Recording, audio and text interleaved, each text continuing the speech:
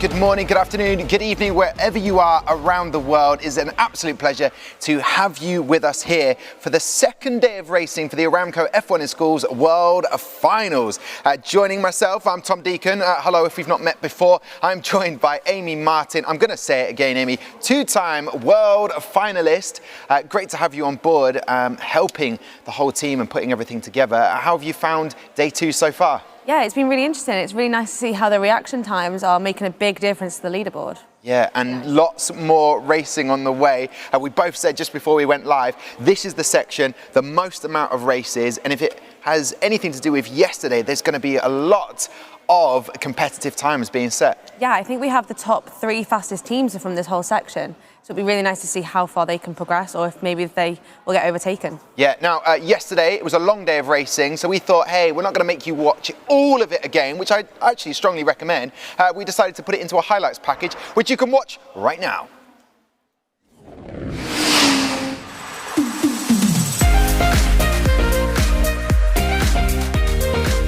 And we are live in 3, 2, 1. Good morning, good afternoon and good evening. Welcome along to the first day of the ARAMCO F1 in Schools World Finals.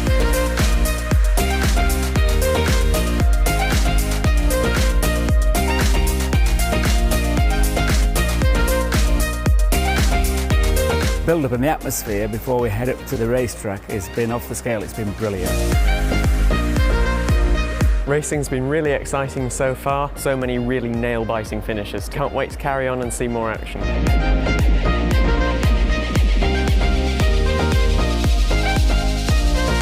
We're coming towards the end of day one of the competition. Does it feel like a World Finals? Definitely.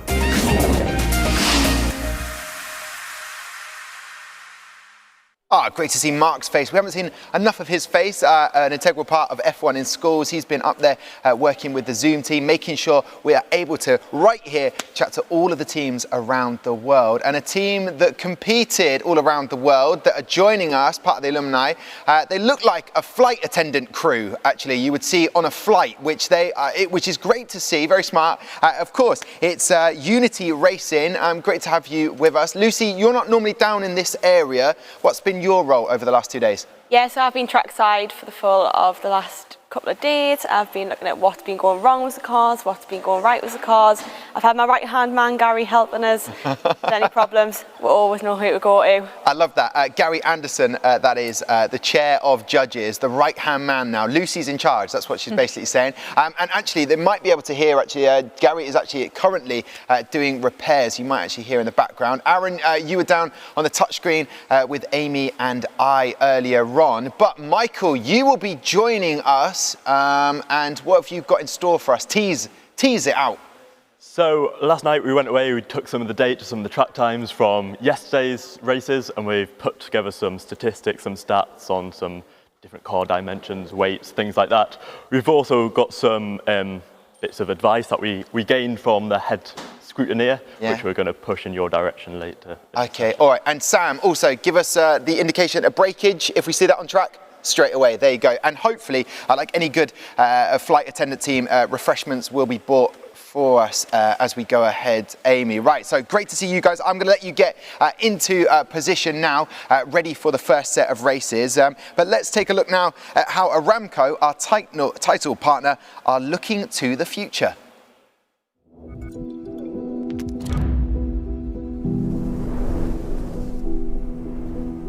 People talk a lot about the need for change. How are we going to solve the world's problems? Because we want better lives for all of us. But solving problems has to start with asking the right questions. How are 9 billion people going to live on just the one planet? Think of the challenges we'll all face. Air quality, climate change, transport, food security. These are all issues that need dealing with right now. It's a massive challenge. And a lot of it has to do with energy. It needs to be affordable and accessible and reliable. It's a complex issue because the world is still developing. I mean, 80% of people have never been near an airplane. Change is inevitable. We'll need more energy, but it has to be viable. For example, in India, 2/3 of rural households still cook using firewood. Alternatives could help transform their environment. How can Aramco make a difference? Let's face it, oil isn't going anywhere anytime soon. There's nothing quite like it. But we need to find ways to make it more sustainable. Cleaner. Better. Being right at the heart of global energy supply means that we're in a unique place to do just that. What I'm doing won't change things on its own, but if you look at all the other projects going on around the business, it really adds up. Like, right now I'm working on the next generation of automobile engines. The opposed piston engine. When combined with optimized fuel, it means 50% increase in fuel efficiency. I mean, that's just incredible, right? What about our impact on the planet? How we act is just as important to me as what we do. We already have one of the lowest carbon intensities of any major oil producer by a long way. I'm pretty proud of that, but we have to do more.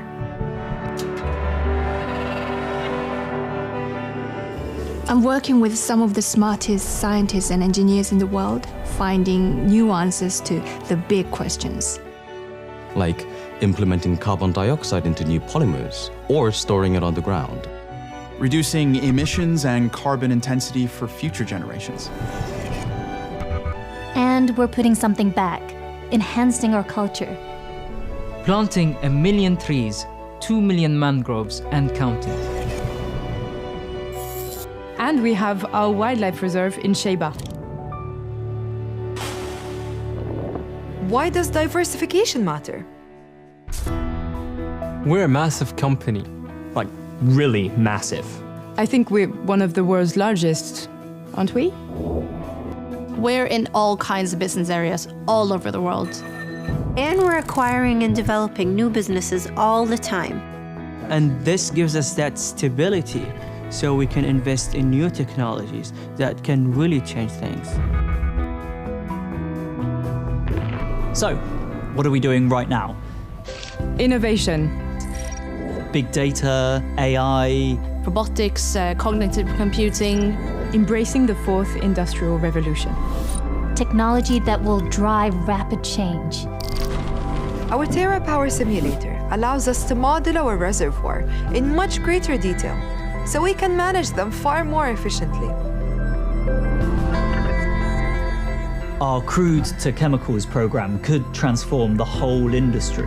By removing some of the processes, we can directly convert crude oil into chemicals in one single step. I'm working in non-metallics, new materials that don't have the corrosion issues that metals have. The potential is enormous in automotive, construction, packaging, and the renewables. Every one of our breakthroughs improves our ability to make oil more sustainable. So, what about the future? That is the billion-dollar question. It's a really exciting time to be part of Saudi Aramco. It's really cool what we're doing. I feel like what I do actually means something. I've always wanted to work at the cutting edge of technology, and now I am. On any given day, we're working really hard to make the most of every single drop of oil that we produce. And no, we don't have all the answers, not yet. But we're determined to get there. Together, we are bringing new ideas to life every single day. We are ready for the future.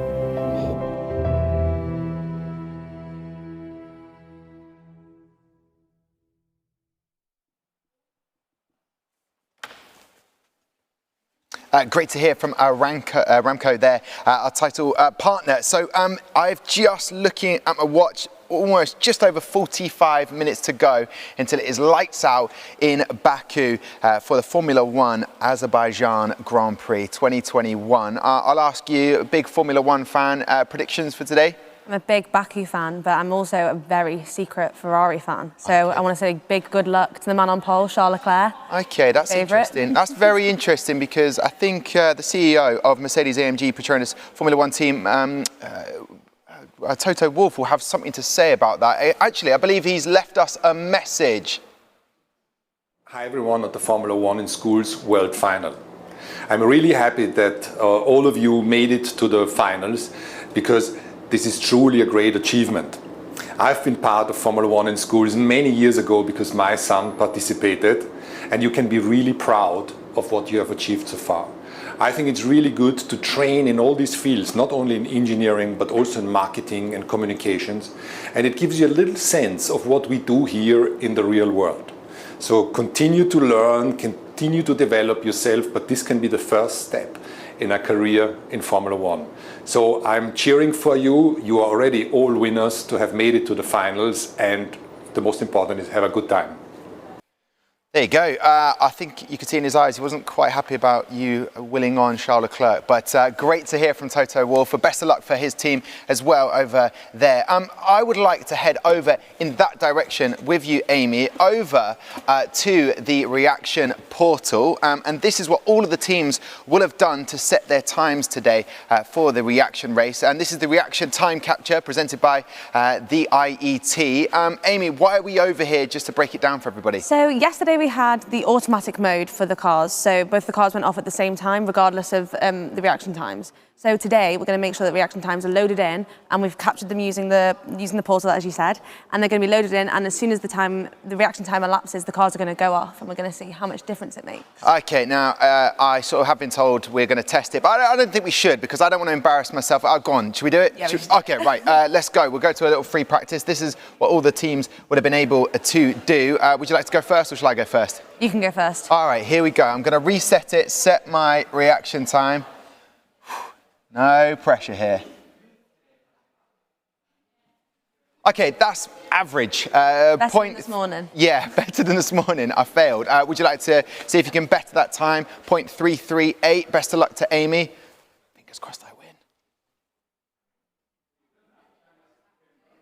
Okay, so there you go. It's inconclusive. We can't really tell who won that, and we'll get some data on that. Well done, Amy, on that. That's fantastic reactions. And we head back over, because that's what the teams will have had to do. Like you say, they'll be now set in to the start gate, and that will really, hopefully, propel the cars a lot quicker down the track and help them move up that leaderboard. Yeah, definitely. Reaction times have been a huge part of this morning. We've seen some teams with a faster car have actually gone slower because their reaction times aren't as quick as some of the slower cars. Yeah, and one of those teams we're going to chat to right now, all the way from Odiham, United Kingdom, it's Britannia Reds. Good afternoon to you. Afternoon, hello, how are you? We're very well, thank you very much for asking. Now, I've got a bit of a confession. On day one, I pronounced the area that you're from as Odiham. I don't know how you feel about that, because every time I've passed it and I see it on the sign, I think, what a cool name that is, Odiham. But Odiham, great to have you on board. What have you been doing since we last spoke? We've been preparing for our interviews that we have today. Yeah. And don't feel bad about pronouncing it wrong. It's an easy mistake. Don't feel bad about mistake. Someone said to me, Tom, there's only one D in it. That's why it can't be Odiham. But guys, we're going to go trackside now. What about your reaction times? Who set them? That was me. Okay. Not too bad. Are we going to see your hat slowly get pulled so we can't see your face anymore? Well, I'm sure you're a very confident team, and that's what we like to see. So we're going to go trackside now. Best of luck to both of the teams. They are taking on now Olympian Racing from Greece, who we will chat to. But trackside, you can actually see another member of the team in the background there, Nelson, who is the TikTok man, who has established everything. So you can check that out at F1 in Schools HQ. I believe they're waiting for confirmation. I don't think I have the power, but I give you the power, Oscar, the race director. I said to Oscar, never know if you're going to go left-handed to push the start button or right-handed, and that's something to watch out for. if it's the first time watching the races. So wait for all 5 lights to go out. Very quick there, wasn't it? Very quick indeed. Track time for Britannia Red of 1.057.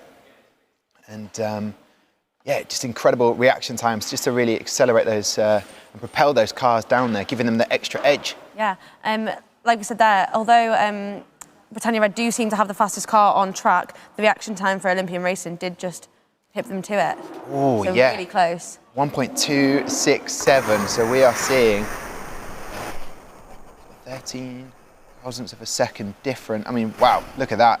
And something we noticed from section 1 today of racing in day 2 was those breakages at the back. Britannia Red, happy with that?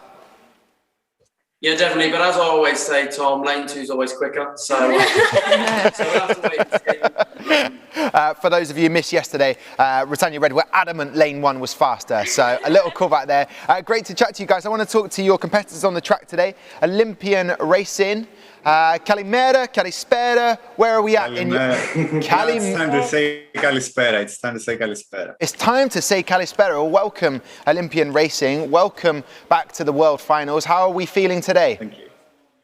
We're feeling good, confident. Seeing the first race, the car didn't seem to break. At least the camera didn't capture anything breaking off. And the time also seemed to be improved. It's better than yesterday. Let's hope that it goes just as well for the other races too. Okay, and why do I feel, Amy, that we are getting an insight into Alexios's mind there behind him? All of that working out is just constantly going on in his head. He goes to sleep looking at it. Yeah. Who'd set the reaction times? I did. Of course, Alexios. And I'm seeing Iona, who we just lost one of the team members for a second. Is this your mascot here, Iona? Yes. Okay, and I'm believing, if my Greek mythology is okay, is an owl? Yes. Okay, good. The symbol of knowledge. Oh, yes, that knowledge will be needed. Congratulations, guys, on getting this far again. But we are going to go trackside now to see if their reaction times can get even faster results. So, here we go. Oscar's pushing that button.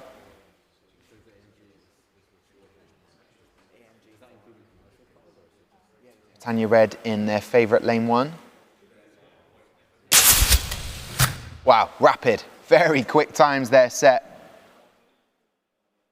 And would you believe it? Exactly the same reaction times. No way. 0.206. You saw earlier on myself and Amy in the 0.3s.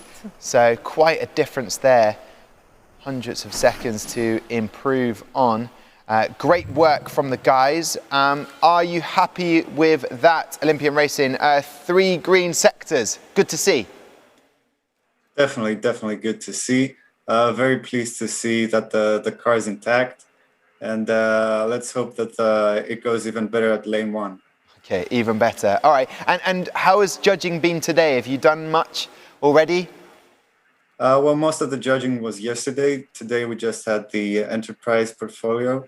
And we're pretty happy with how the judging went overall. We're very confident. And just curious for everyone who's watching at home who hasn't done F1 in schools at any level, how stressful is judging? How did you find it yesterday? Well, personally, I find judging to be the least stressful part because you can prepare for it. You can. There's really not something that the judges are going to ask you that you will not know because you are the author of the portfolios. And if you've done a good work, if you've prepared, then everything's under control.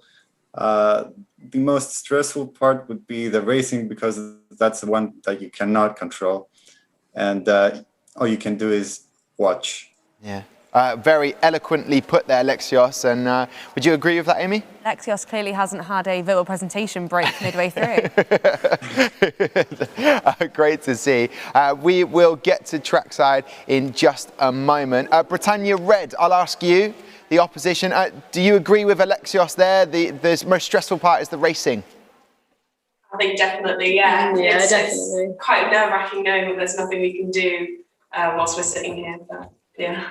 Okay, and out of all of the elements where you as a team can score points, which do you feel most confident in this year? Maybe our portfolios, things that we've been working on for quite a while. Yeah. Okay, and this year, no mascot. Well, that's a good story. But we do have a mascot, but it isn't one that can be transported via the Royal Mail. It is actually our lead teacher's new puppy. No. Yes. He's called Greg. He's called Greg. Yeah. He is Sausage dog. Sausage dog. And he's very lovely. And so we've been admiring our mascot from here, but unfortunately, we haven't been able to send him to the post. Someone told us we couldn't, but. So unfortunately, you don't have Greg with you now, but we do have a mascot supporting us from here. Oh, well, listen, I would like to see a picture of Greg at some point, but you've broken Amy's heart. We could have had Greg with us. Right here. Yeah, and there's plenty of snacks here at the Denford Engineering Facility, so Greg would have been looked after, but maybe next year, guys, I wish you the best of luck as we go back trackside now. And as Britannia Red have said, lane 2 is their favourite now. I think both lanes are their favourites, actually.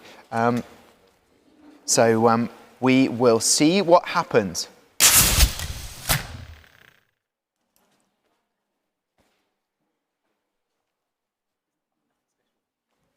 Faster reaction times from both of them. Yeah, very quick indeed. Yeah, just trying to take that all in. Again, no breakages. 0.197. Still, that 0.169 is the fastest seen today. You have been taking the notebook, actually. There's a notebook here, F1 in Schools notebook. As soon as we both saw them, we were like, we are taking one of those. We don't even know if we're allowed to, actually. But you've been monitoring an unofficial... Yeah, unofficial leaderboard. Who's been winning the reaction time race, and the fastest one we've had is 0.169 from Remar Racing. Oh, well, there you go. Before we chat to the teams again, let's go trackside because we can get into the racing. The most stressful part, according to Olympian Racing, who say this is the part that is out of their control. There's nothing they can do about this now, and I kind of agree with them. So here we go. Best of luck.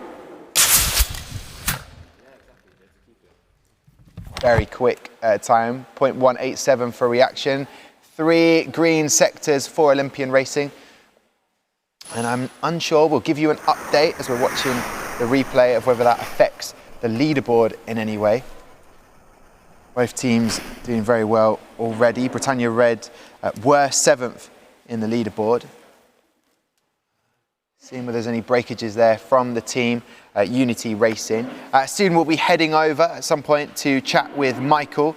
He said to me at one point, he said, I'm going to be bringing you a quiz later on.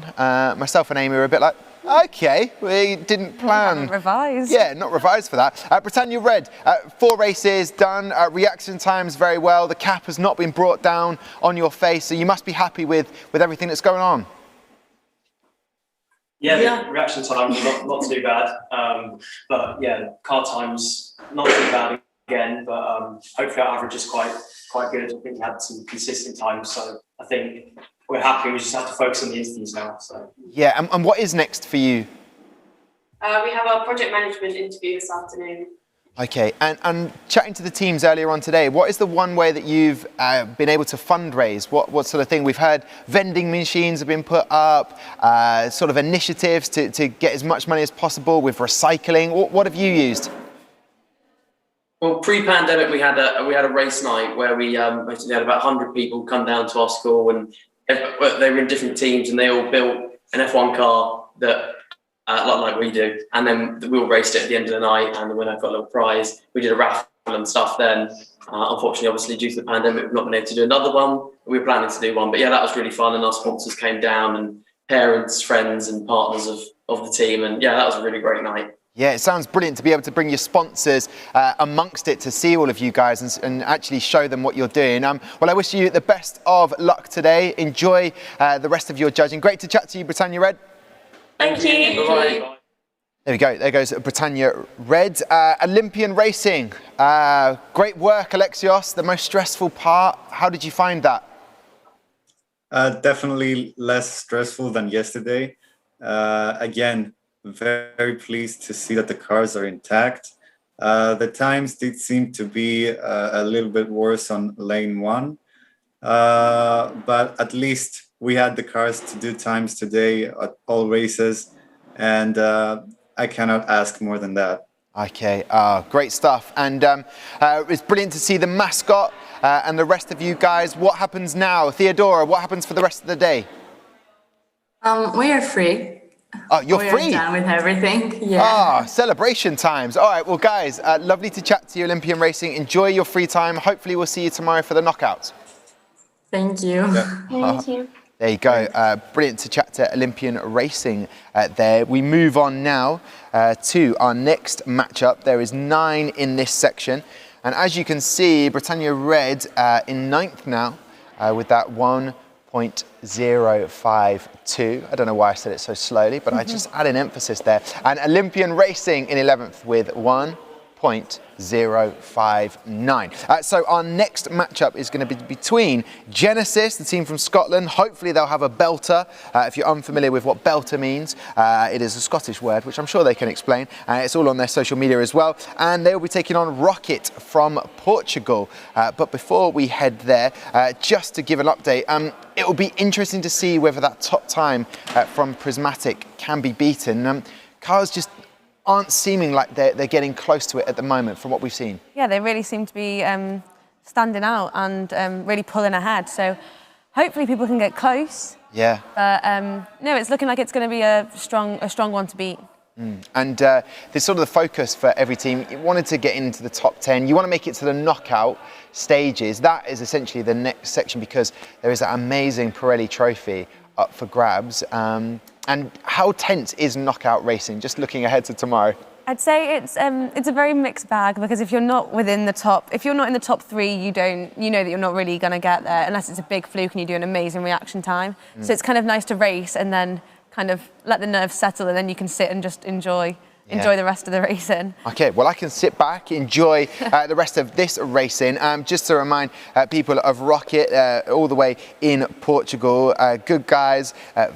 Very brilliant social media that they've been sending across. Very funny guys indeed. And then, of course, we have Genesis all the way up in Scotland who are joining us now. Mixed weather conditions, some with hoodies, some with not hoodies. What is the temperature like up in Scotland at the moment, Genesis? Oh, it's absolutely lovely. Boiling. Good stuff. And I'm loving the pit display behind you. Now, I've really struggled with pronouncing where you guys are from. So please, for the first time and last time, can you please pronounce where you're from? Linlithgow. Linlithgow, of course, it's easy. There you go. Well, thank you very much, guys. How have you enjoyed the competition so far? We've loved it. We've got a wee challenge for you, actually. Another town name that we want you to try pronounce. We'll show you a little sign of it. Yeah, and obviously just a wee challenge means a small challenge. I think it's the wrong way around. Are you kidding? I love this live element. I love it. There we go. Let's try again. There we go. Move more to your left. There you go. Milngavi. A Milngavi. Absolutely not. Oh, go on then, Amy. What is it? What would you say? Milgai. I exactly got it right. Oh, Amy, don't try and pretend that you... Milgai. And what is a Milngai? It's a town nearby us, so it's up in the north of Scotland. I'll be honest with you, if I struggle with Linlithgow, then I'm going to struggle with Milngai. But listen, great. It's such a fun always to chat to you guys. How are you feeling about your reaction times going onto the track? We'll see. Louise did our reactions, so we're hoping that they'll be all right. We're kicked out the room so she could get them done on her own, so we don't know what they are, but you got. Find out. We've heard lots of suggestions of how you get a better time, but the rest of the team being kicked out of the room, that is a first. Best of luck, Genesis. We'll go trackside now. See what times, whether that works. Get everyone out of the room. That's actually what I want when I go onto the reaction times again. I want everyone out of the whole factory. Yeah. Leave you alone. The engineering facility, also factory as well. Great stuff there. No breakages, all is good. So Rocket, pretty good time, 0.233 reaction time for Genesis and a 0.208 for Rocket.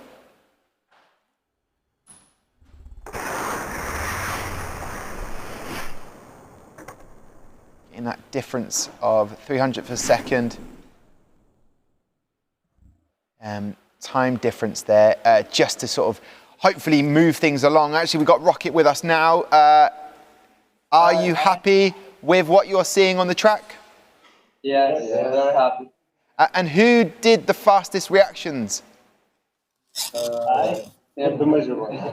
Give it to the big guy in the middle. No pressure. And what was your secret to set the fastest reaction? Okay. Did you listen to music? Did you hold your breath? What did you do? I just the button. Press the button. That's Just push the button. Great stuff. And we've got your mascot here, down here, the Rocket, with the Portuguese flag. Obviously, the Euros are coming up. We'll get used to seeing that Portuguese flag with the talent that they have in their team. Well, I wish you the best of luck, Rocket. We're going to go trackside again to see how well you do. It's simple, isn't it? Just push the button. That's easy as that. No strategy needed. Which is great to hear. No strategy needed. Just wing it. Right, trackside here. Oscar's pushed the button.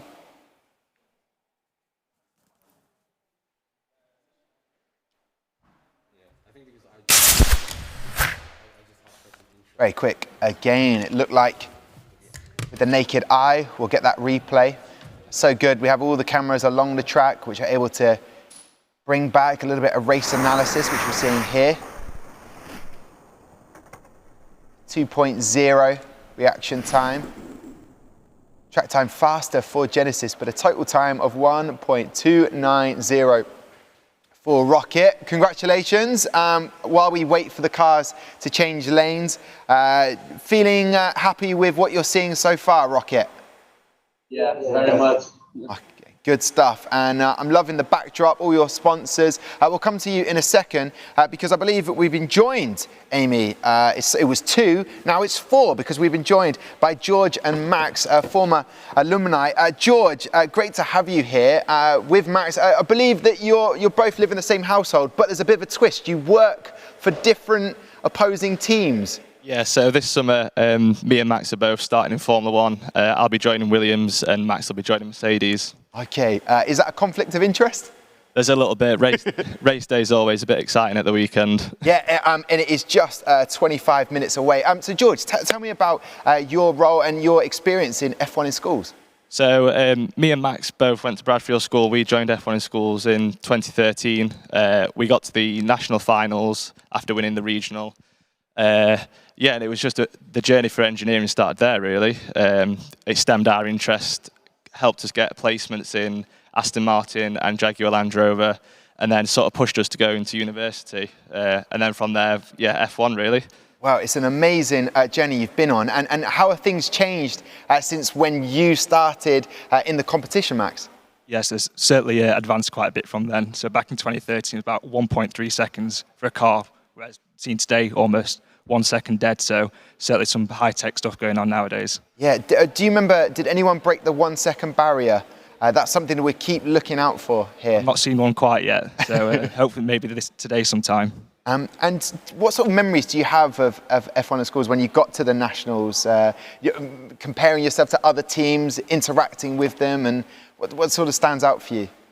I mean, the team building was definitely a big thing back for us. It was like the first time really working on a project and seeing your concept come to life from a blank piece of paper all the way to a fully built car was really, really amazing.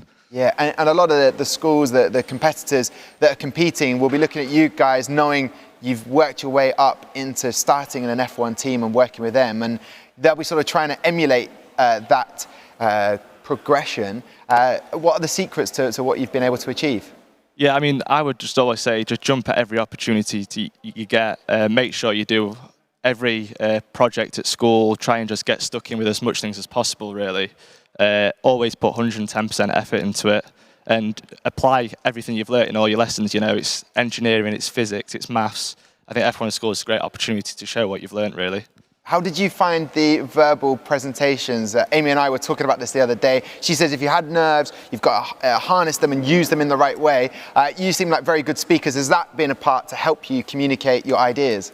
Yeah, I mean, going back again, that F1 School just gives you so much opportunity to develop all those skills, really, doesn't it? You know, you only learn from getting put in the deep end, so it's, yeah, definitely. Okay, and final question, Max, I'm going to put you on the spot with this one. Amy's already put her allegiance to Charles Leclerc today in Baku. Obviously, being at Mercedes, hoping to see Lewis and Valtteri doing well today. Yeah, hopefully another 1-2 for Mercedes. That'd be great. And Williams, obviously, George, you going there.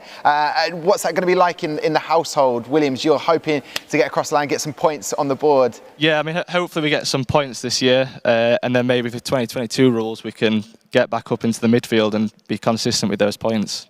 And just to, before we go trackside, what is it that you will actually be doing for those, for the teams that you will be soon working for? So I'm going to be a structure engineer, basically a lot of computer simulations, making sure parts are strong enough, and organising tests to make sure that, so basically we test the strength of all the parts back at the headquarters before they get sent out to the team. I'm on a set graduate programme with the engine department, so it's going to be a bit of design, validation, really just get to see all the areas of the engineering business to find out where I best fit in. Okay, and just to double check, there's no super glue involved in that, like Gary Anderson's had to deal with? Yeah, no super glue involved in the real F1 car. All right, well listen, George, Max, so good to get your insight, and thank you very much for inspiring our teams and what can be achieved. So thank you very much. Thanks for having us. An absolute pleasure. Let's go trackside now, where we can get racing underway for Genesis again, and of course Rocket, see if that improves. Really insightful to hear from those guys. Yeah, Max and George are going to have all the secrets in F1. They are indeed. We will soon find out as racing gets underway in 20 minutes' time in the Formula One Azerbaijan Grand Prix. We can see our own mini Grand Prix right here in many respects. Rocket in lane 1, getting a .215. And a faster overall time, but only by 0.004 of a second. So here we go then. We're seeing the results come in there. Rocket, still total time faster. What do you make of it?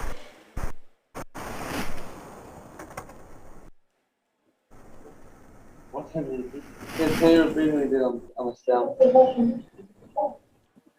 Oh, our results are, I think we is on what we expect. Okay. Yeah, pretty much. Okay, so they expected those results. They are achieving those results. They will be happy. Genesis, what about you? What are you feeling at the moment? We're relatively happy with it. We're glad that our car times are doing well. We're being consistent at least. Yeah. I feel reaction times can be a little bit more speedy, but... Well, you had no part in this. You were kicked out of the room. There's nothing you can do now about it. But we're going to go back trackside. Fingers crossed for you guys, and hopefully making it to the knockout stages. These are now car B being put in the lane. It's hard to know what to do with that mascot, isn't it? It doesn't prop up on itself. Rolls around. It does, doesn't it? Good old cylindrical rocket there. Right, we'll get that replay in just a second. We'll see the cars go down the track, but a .201. Here they go. Great start for Rocket. Genesis quickly catching up. Sort of look at that, you think Genesis probably another 5 meters, another 10 meters may have overtaken, but great work from both of the guys there. Genesis, what were you noticing from your car? I noticed that it was definitely getting faster going along the track, almost catching up with Rocket. Yeah, no, we've kind of designed it to be that way. Yes, well, I think that's probably thanks to our bearings. We got one of our sponsors, Spartan Bearings. We got very good ones from them. Okay, and just to double check, Genesis, what else is in store for you today? We've got our project management judging coming up, so we're very excited for that.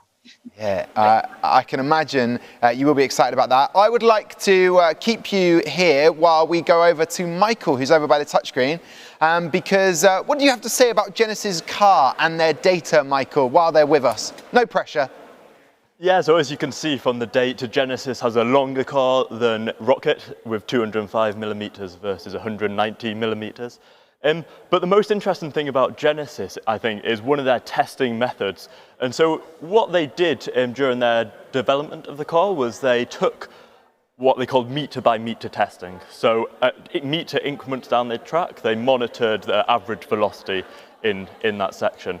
And as you can see from the graph, as we get further down the track, our average velocity increases. And we can link this to the forces acting on the car. So as the thrust increases, we get a greater forward force versus the air resistance and friction. And because of Newton's second law, we know that that means that we're going to get a greater acceleration, reach higher speeds. You then see a plateau towards the end, and there's two possible reasons for this. So firstly, we could have reached terminal velocity, so the drag force it has matched, or the resistive forces, including the friction, have matched the thrust force. But also the canister will have stopped expelling gas, so we lose some of the thrust force. So it's really interesting to see how they've taken quite a unique approach at modelling and testing their car. So it's great to see that. I don't know about you, Amy, but I just want to say a massive thank you. Michael, how long did it take with the graphs that you've got over there? Yeah, it was a long night last night, so we had all the data from some of the folios and all the data from the track testing and racing yesterday. So I haven't had much sleep yet. But. Oh, okay. Can we go backwards to see from the previous scene with Rocket's car? What do you notice from those guys? Yeah, so you can see that the track times are very, very similar across the two cars. Rocket has a slightly shorter length of car, and if we look at the length statistics from yesterday, you can see that it's not a particularly strong correlation between our length and our track time. So whether we see any difference because of that on the race today, we'll see. But there's possibly a slight downwards trend, so the longer the car, the shorter the track time. But we'll see. Genuinely, my mind was blown when you pressed the button there. We have not seen that. That is why he's here. Unity Racing, great to have you on board, Michael, with that. Genesis, that is the lengths that Michael has gone to show you about the velocity and everything. Do you enjoy that graph? It was very pretty, a lot nicer than ours. Well, listen, as we wait to go back trackside again, what did you take from that, Amy? Did anything stand out for you? I love that. I feel like I was in a mini science lesson with Michael over there. No, it's really interesting to see how, obviously, when we were talking about the launch phase and the cruise phase, it's very normal to kind of ignore after the canister has kind of expelled. So it's really nice to see some work going into after the canister. To make sure it gets across the line in a very fast in the second phase. Oh, fantastic. Well, Genesis, enjoy the rest of the day. Great to see you again. And thank you very much for testing myself and Amy. Apparently, Amy got it correct, the pronunciation. So maybe we'll do another one tomorrow. Enjoy the rest of the day. There you go. And Team Rocket in Portugal, thank you very much. Obrigado. Enjoy the rest of your day. Yeah. There you go, Team Rocket, Team Genesis, a great matchup there and fantastic stats being thrown out there from Michael. And now we head over to Ireland to see a team, a car that stood out to you on day one and definitely delivered as well in terms of race speed. Yeah. I'm really excited. Hopefully they've done some really good reactions because I've put my neck on the line and I've said I think these are the fastest ones. But obviously Prismatic did an amazing job. So it's going to be very hard to beat them, I think. Okay, when we started today, they were in 4th place. Quintolux in Ireland, welcome. Oh, what? That's on the verge of a little bit creepy, but I love it. Thank you very much. I didn't even know I was a member of the team of Quintolux, but I've joined them there. But yes, how did you feel yesterday went? Went really well for us. Yeah, we were delighted with our car. So delighted. Yeah, delighted is good. Who set the reaction times? I did, yeah. And give me the lowdown. What was the secret to... I was in like a dark room. I was in my room and like every light turned off. I was using my gaming PC, which has like a high refresh monitor, and I'd say a doctor would not like the caffeine levels that were in my body. Oh, great. I started bunching out of the I think we should get a sponsorship from Red Bull.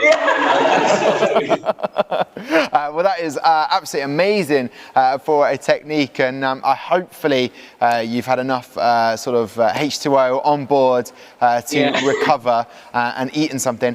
What did you most enjoy about yesterday and the competition, guys? I think it was that kind of every car was kind of so competitive that it was kind of interesting to watch nearly every single race, that like all the times were competitive. And you really didn't know who was going to win each race, which was really good, I thought. Yeah.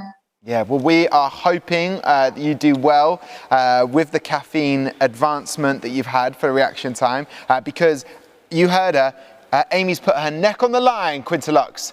So here we go. Let's head up to trackside to see what times are set. I was slightly distracted by the rustling. Someone's having a cheeky snack by the side of me. Why not? Get the fuel on board. Quintolux in lane 1, and in lane 2 is Delta X15.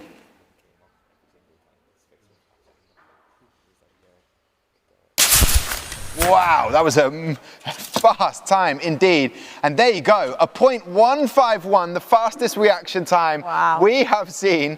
The shock on Quintolux's face.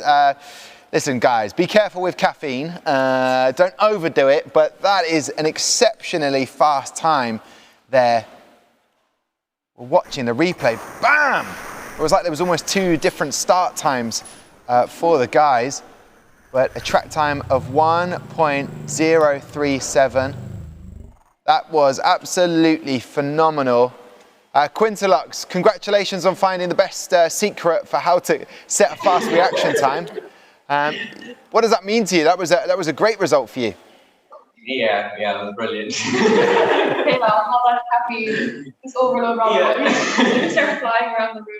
Yeah. Well, you've got 3 more races to come. Let's see if we can get even faster. We'll chat to you in a bit. Delta X15 over in Dubai, United Arab Emirates, looking very cool, calm and collected. That's not just because of the air conditioning. How are you feeling today? Oh, we're feeling great. Earl, for judging sessions have gone really good so far, and we feel that we've got all our bases covered so far. So we're really looking forward to the rest of the race. And I can see that it's 10-4 where you are in Dubai. I know that because I can see the clock behind your head, Arnav. So what has been going on today? Have you been doing judging? Well, there's not been that much judging today. We only had the display judging first, and then after that we had our media interview. And now here we are for racing.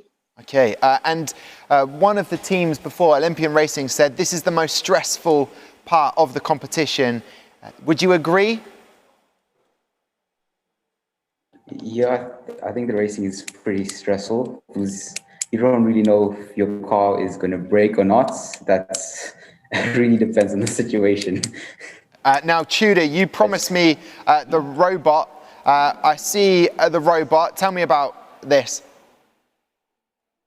So the robot should be working. I stress the should. If you want, I can do a trial run now. Please, yeah, let's do it. Right. Sorry. Give me a second. Eyes appear. There we go. On the robot. Yeah. Hello. Hey, how can I help you? That's amazing. Okay. Tell me about the team. This is Gems World Academy Dubai's professional F1 in schools team, Delta X15. Thanks. It's what I do. What? That was incredible as a demonstration of what you've been able to achieve. I would start a round of applause, but I won't on this occasion. I will just clap myself. Tudor, thank you very much. That was phenomenal. Will the robot help the times on the racetrack? We will find out as we head trackside now, as I just let my mind matter be scooped back into my brain. Here we go. Lane 1, Quintolux, and lane 2 for Delta X15. That was incredible, Amy. Wow, never seen anything like that. Well, as you see, an incredible reaction. Oh my word, he's only gone faster. 0.147 now. Is 4,000ths of a second quicker. That must have been, I reckon, Arabica beans used there for the caffeine level. A little bit stronger to get that. That's incredible reaction time and really helping the overall track time. 1.026. Phenomenal. Move them up, so now there's a smaller gap now to Prismatic. So you're telling me that Quintolux have moved to second position? Yep, and there's a much smaller gap, only 0.012 now. Okay, there you go. Quintolux, what does that mean to you? This is huge. So huge. We're catching them now. They are absolutely buzzing for this. While we get things changed over on the track, I'm looking at the mascots as well. Mascot off. A mascot off. Well, the taller of the two mascots I can see is Quintolux's bear, so well done on that. But with more stats over at the touchscreen, what stats have you got for me, Michael? Yeah, so starting with Quintolux, you can see that they've got two very consistent cars. All the key stats are the same, other than weight, which is only 0.3 grams different between the two cars, so I think we can let them off there. But what's possibly interesting is that you can see the best times from yesterday. You can see that the heavier car is, as you'd expect, slower. Looking at Delta X15's car, we've got a bigger variation in the weights of the two cars, and you can see that there's a massive difference between their car A, which is 51.4 grams, coming in 19th yesterday, and their car B, which is 53 grams, coming in 53rd place yesterday. And if we go and look at a general graph of all the weights of the cars and their best times from yesterday, you can see that the trend is exactly as you'd think. So as the weight increases, the track time goes up. So it's great to see that the theory, of course, matches the track data as well. Yeah, the practicality. I love that. They were dots, but then there's just one blob area where it's not even one dot. That's where they're all based around. Thank you very much, Michael. And in terms of looking at the cars, I know it's an easy putting you on the fence at the moment in a second, but would you have said, by looking at the two cars, in your expert opinion, that Quintolux would have been the faster car? They've got a nice rear wing, which is a nice low profile, keeps the swept shape going backwards around the car, which is going to reduce our drag coefficient on the car. And that's one of the key things in this competition, making sure that the drag is lower so that you can have a greater acceleration. Okay, there you go. Thank you very much, Michael. We'll be coming over to... by the way, when is the quiz happening? Whenever you want, Tom, whenever you want. I'll probably just skip it, if I'm honest. I don't want to embarrass myself again. Quintolux, really interesting, the stats there. And Michael, a fan of what you've got going on that rear wing. Just remind us of how you came up with that. Well, because we felt that we wouldn't be at the World Finals, that we wanted to make sure that the wing was less exposed, so that it wouldn't be as prone to breakages. So we felt that the air was nearly channeled around the body and was able to kind of work with the rear wing, and there wasn't a lot of material exposed, so it wouldn't be as easy to break. Okay, well, thank you very much for informing us with that, guys. Gary Anderson has something to say. I always get nervous when this happens. Gary, are you okay? Yeah, I'm okay, but I don't think we're going to run this car because it's definitely going to take more time than I have to fix it. So I'm afraid they're going to have to just do a one car run. Okay, and Lucy, which car is this that Gary is referring to? It is Delta X15's car, and it's car B. So car A will go down the track, but just car B won't. Okay, all right, thank you very much for informing us with that and a hive of activity. So for those of you just joining us, Gary Anderson, the chair of judges, you can see to my side here, just about here, no, just a little bit further up. Oh, well, you can't see because it's blocked out. Quintolux have gone into second position in the leaderboard. An incredible achievement for them. Team IQ are still yet to race, and so at 9 degrees. Big fans of Team IQ, great work ethic from those girls. Yeah, especially all-girl teams are very close to my heart as well. Me coming from an all-girl team of 4, just like them. So yeah, really hoping that they can do well and really bring it to the top the top 5 at least, I think. Okay. Yeah, hopefully. Yeah. Fingers crossed on that one. Delta X15, you heard that. Unfortunately, a breakage means you won't be racing next, but we still have car A to set a time. What are we thinking about that?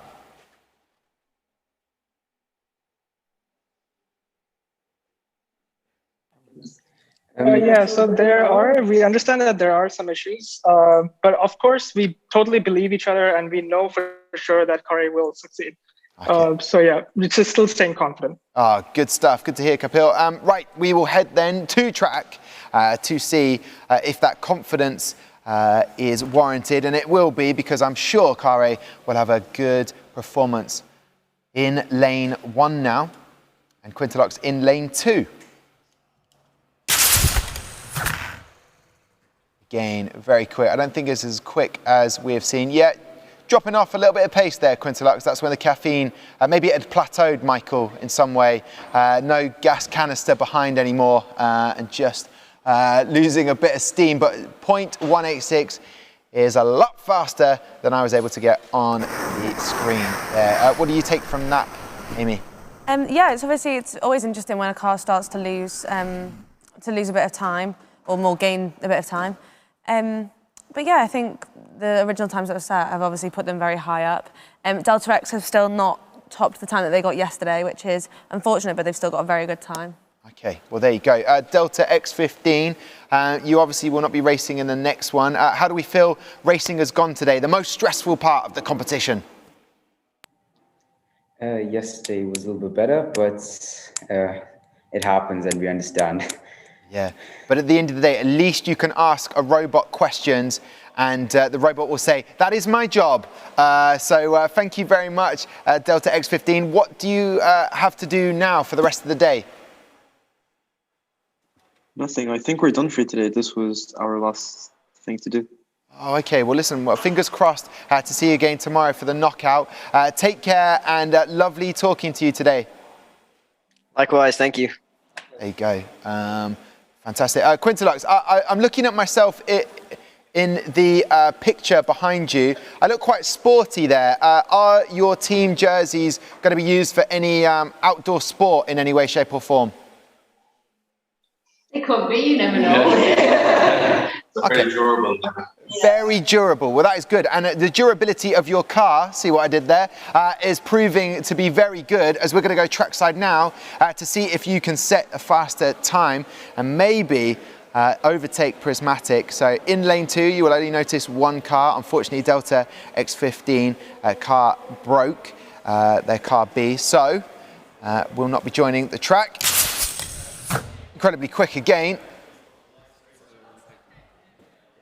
See if the reaction time for Quintolux really did plateau in terms of the reaction time. Still very, very fast times. Still set a very, very good one. Yeah, and a 1.089 on the track. Total time of 1.379. I'm sure they will be very happy with that. Still in second position at the moment. Quintolux, all right then. So anything you want to leave us with? Any final messages, thank yous for anyone? We do apologise for these. The idea was better in our heads.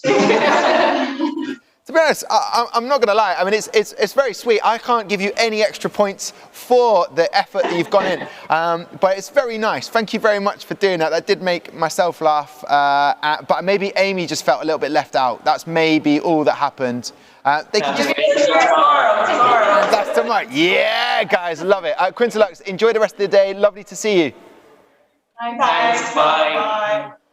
Don't apologise about that. That was brilliant. They should try it with Gary. They might give him more points. Exactly. Always thinking. You've got to be innovative with all of this stuff. So there you go. Leaderboard to my side. On my right-hand side, there you go. Team IQ in third, 9 degrees in fourth, Celestial in fifth.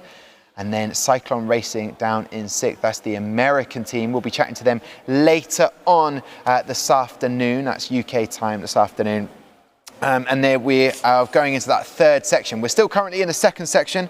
Now stepping up, we will have Electron from England taking on Bolt from Cyprus. And there will be something I'll be bringing up with Michael with Bolt. You may recall from yesterday. the wrong graphic of their car was loaded in to the touchscreen. I apologise profusely on behalf of Michael, and I also slightly threw him under the bus as well, down with Sam. It was a very memorable moment for me, but we've got these two teams stepping up now, and very fast, very different cars. Electron, less is more, simple design. It seems to be doing very well for them. Yeah, they've obviously got some very quick times, but Bolt as well, engineered to precision, I think. They seem very proud of it, and I'm very excited to see that race in a bit. Okay, all right. Well, Electron are with me now from England. Guys, great to see you today. How has the day gone so far? Oh, this is our first thing today, so excited. Okay, Yeah. good. Starting off with a bit of racing, nothing to settle the nerves than a heap of adrenaline going through your veins, guys. How confident do you feel with your reaction times? They went all right, because it's not the real thing. Like, we would be there, so it's a little bit slower than we wished, but it's fine. Yeah, who set the reaction times, Kaelan? That would be me. Okay, and what went through your mind? What was your technique for setting a fast reaction time? I tried not to look at my surroundings, just try to like focus on the screen, but yeah, it was all right. It went all right. I feel like the rest of the team, when I asked what your technique was, Kevin had a big smile across his face, just thinking, wait a minute, like, were they all surrounded around you, cheering you on? I was on the Zoom call at the same time, so yeah. Okay, that's good to know. And obviously, Musa, what did you notice from yesterday that you really enjoyed about your car? I know our first time was our best, so we're hoping that we're going to get a similar result today in this first race, that we're going to set an even better time for our car. So that's what we're all really excited for, to see how our car is going to perform. Yeah, and have you put a little bit of extra pressure on Kaelan setting a fast reaction time, or have you been good to him, your teammate? We've been pretty good to him. We've been good. Okay, that's great to hear. And I'm going to throw over now to Michael, who's on the touchscreen, who can say what he's noticed about your car, Electron. So stay on the line with me. Yeah, so Electron's car is a nice, simple design, which is often the best in terms of reducing drag. Sometimes when we try and overcomplicate the cars, it becomes hard to machine. And also, on this sort of scale, some of the aerodynamic features that we see on real Formula One cars don't convert to real performance on the F1 Schools track. In terms of Electron's car versus Bolt's car, you can see that Electron's car has a width of 81 millimeters compared to Bolt's, which has a width of 64 millimeters, so which is quite a big difference. And one of the things that this tends to do is it increases the cross-sectional frontal surface area on the car, and this can sometimes lead to an increase of drag, depending on the other elements of the car. If we take a look at the data from yesterday's session and compare the track times to the width, what we see is a slight upwards trend. So when we have a greater width, we see the track time slightly increase. But there are, of course, some outliers which prove that this is not always the case. So there's still, I'm still excited to see how Electron's car performs when it comes to the track. I'll tell you what, I love an outlier. A brilliant book and fascinating in terms of getting your head around why we have outliers. But guys, good intel there from Michael. Did you enjoy that about the car? Yeah. Okay, good. Well, I'm going to chat to Bolt now, the team from Cyprus. Great to have you, Andreas, George, the magnificent duo, I'm calling you, who are joining us. Now, Andreas, before you mention the picture on the screen, I just want you to know Michael has stayed up really late all night to make sure the graphics are there. So all good. What did you make of yesterday, Andreas? We had a lot of fun, of course. It was quite an interesting day, quite a busy day. We did get a little bit slower than we thought, but we know the reasons and we know how to fix it in the future for future teams if want. So we've been having so much fun. Is that something that you hope to do yourself, Andreas? Compete next year? I believe I will not be able to do it just as a support member, but next year I will not be able though. Oh, okay. Will you share your information, the notebook? Okay, good. That is good to hear. And George, did you enjoy yesterday? What was the favourite area for you? Definitely, it's been a really great opportunity, and it's something really rewarding to see that your efforts have finally paid off, that you're going on to internationals, of course. I really enjoyed the interviews with the judges. It's been very nice, laid back, but at the same time very informative. They helped us reflect on some of our work, and it was really nice. But at the same time, the races have been really interesting and engaging at the same time, and it's been all great. Yeah, well, it's been, sat here at the desk, it has definitely been engaging for myself and Amy. We've been on the edge of our seats at times. And Andreas, who did the reaction times? I did the testing to see what we will do with the reaction times, but George did the actual reaction time since he has sharper reactions than me. Okay, faster reaction. George, what's your secret? Did you listen to music? Did you hold your breath? Did you sit down? What did you do?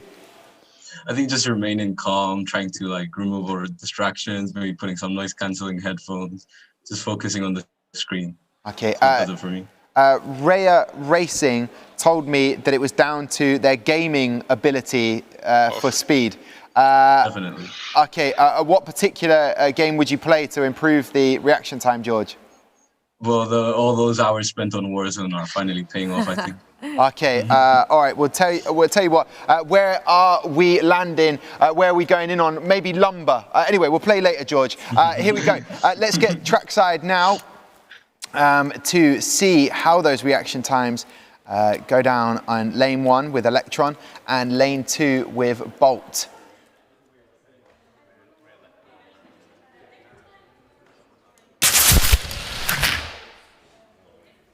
There you go, some fast Warzone reaction times there from Bolt. I'm seeing from Sam a breakage though. First one in a while actually. Could be a... Wing, I think? Yeah, I think that was the signal. At the start. No, it's a hubcap at the start, I think. That was for Electron.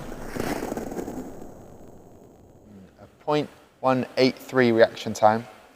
We'll get confirmation on that. What did you think that was, or what did you see there? I think it might have been Bolt's hubcap might have come off just right at the start of the race. Hubcaps are notoriously tricky to make sure they stay on. So yeah, it should just be that, quick fix maybe. Yeah, notoriously easy to scratch, as I testify with my actual car. Lucy, what do you know about that? So at the moment I'm holding a wheel cap of Bolt. So this came off before the race, before it crossed the finish line. So what we're going to do is once the cars come back up, we're going to reweigh the car. If it's less than 50 grams, it's not going to count. If it's over, it's going to be okay. Okay, that is a good insight there. And that was for Electron.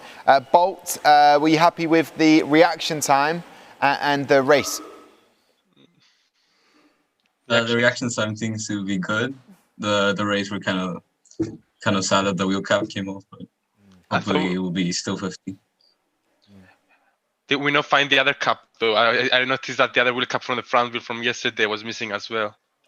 Okay, all right. Well, we'll look into that, Andreas. Find out the latest on. It was Bolt's hubcap that came off there. Electron, you're still with us. What did you see in that race? It was all right, but we're hoping to get a fast time. So. It was all right. It was fine. It was fine. Okay, three more races to go though, so that is good, Kaylan. More time to set a fast, competitive time.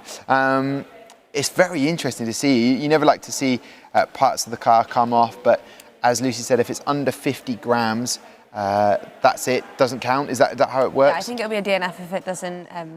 If it's not on. Okay. All right. Before we go back trackside, seeing that leaderboard which you have to the side of you, and not changing too much. Prismatic at top still, and Quintolux in second, and IQ in third. So can those times be broken? My fingers are crossed for that, as Oscar sets things off for the Electron and Bolt race here at the Denford Engineering Facility. All part of the F1 in Schools World Finals. Another fast time from Bolt on track with a 1.087. I'm looking to see if there was any breakage. Yeah, something flying through the gate there. It could be another hubcap. I think it's something off Electrons as well. It's flying through like a flying saucer. It's a UFO. That's what it is. We have seen a UFO on footage that flew through the gate. Again, it's whenever Aaron's nearby. That's what happens. Got to keep him down here. Yeah, Aaron, apparently you've got quick reactions. Did you catch it? We'll find out if he did. Maybe he did. Electron, you never want to see that, but from a neutral position, very cool. That was like a flying UFO. Yeah, it travelled quicker than the actual car. Guys, we'll get the latest on that with Lucy, what's happened with the car. But in the meantime, actually we can go to Lucy right now. Lucy? Yeah, I'm here. The same thing happened, unfortunately, for Bolt, so the wheel cap came off afterwards, so we're just going to have a look at that now. Okay, Lucy, always bringing the news in a calm manner. Guys, we'll get the latest for you on that. These things happen though, don't they? They're getting hubcaps and things flying off. Is that due to the fact that the resistance or the forces that have been on the car throughout the I think there's a lot of different things that can cause wheel caps to come off. Ours used to come off a lot just purely because if they stick out slightly from the wheels, obviously you've got a lot air can get into the wheels then, and then hubcaps can come off. It's very easy to do, I think. So it's not a big deal. Yeah. I'm seeing the team Bolt behind me. George, very quick reaction times, but you never want to see parts of cars come flying off. Definitely. What happened in your testing? Did you experience any issues with the car? Unfortunately, because of pandemic, we had zero testing on the car after the nationals, at least. And the reason why the caps keep coming off because we had an error during the manufacturing. We had to use a different technology than expected. That some features that were supposed to secure the cap in place even more seem to have been affected. And due to the bristles scratching on them, they keep coming off after the race. Well, that's okay. Yeah, it's okay if it comes off after the race. At least you know where the issues are as well. Yeah, and that notebook, Andreas, is getting thicker with information for future Bolt teams. But it's great to see that you're keeping in high spirits. Michael, what have you noticed in the races? Have you seen anything that's just been occurring on track from your perspective? Yeah, so there's been a lot of, I've been on the track, I was on 2 sessions yesterday and a session this morning, and we see a lot of hubcaps coming off. Some teams have just stuck it on with a tiny bit of super glue on the end, and that's obviously causing, especially in the high temperatures up there, it's sometimes causing it to loosen, especially as it goes through the brushes. Other breakages really common are things such as the rear wings, especially the common design of rear wing, similar to Electrons, but Electrons have been more sturdy than some, where the thin supports on the side have fractured going through the brushes. So lots of common breakages, and there's been nearly a breakage every race, I think. So. Okay, well, the team seems to be handling what's happening very well. Gary Anderson is up with Lucy. What is the latest? So we've now got 2 DNFs. Gary, can you explain why both DNFs? Yeah, well, car A did the race without one hubcap, and the car is actually underweight now with weight. So basically it ran underweight down the racetrack, so we DNF that. Car 2, 2 hubcaps fell off halfway down the track. So once again, that's a DNF. Now, I'm going to fix the rear wings on the car, which are both broken as well. We won't put the hubcaps back on again, but we'll bring both cars up to 50 grams. So they won't race illegally, but they won't have the hubcaps on. It might be a bit of a delay until the next race, but we shouldn't be too long. All right, thank you very much, Lucy. That means, waiting for the next race could take a little bit longer. Sad to hear that about the cars, but that, in essence, is kind of what the racing and that engineering is all about, and you have to sort of deal with it as best you can. Yeah, it's always a shame when the cars obviously have an issue midway down the track because you can't always figure out why it's happened. But yeah, it's a good idea that they'll just be at the correct weight, and then we'll be able to see them tomorrow when knockouts happen. Yeah, looking forward to knockouts with you guys tomorrow, Bolt. What does the rest of the day have in store for you? More assessments? No, I think we've completed all of our interviews. Okay, and does that mean, George, you will go on to play Call of Duty? What will happen now? Possibly. Okay, all right then. Listen, I hope for your sake there's not an update that's needed. That takes days for me. 20 gigabyte updates every Oh, time. no, thank you, George. But no, that is great. I'll see you in the gulag, I'm sure, at some point, George. Well, great to chat to Bolt. Let's chat to Electron. Because they have a pretty packed, busy day ahead of them.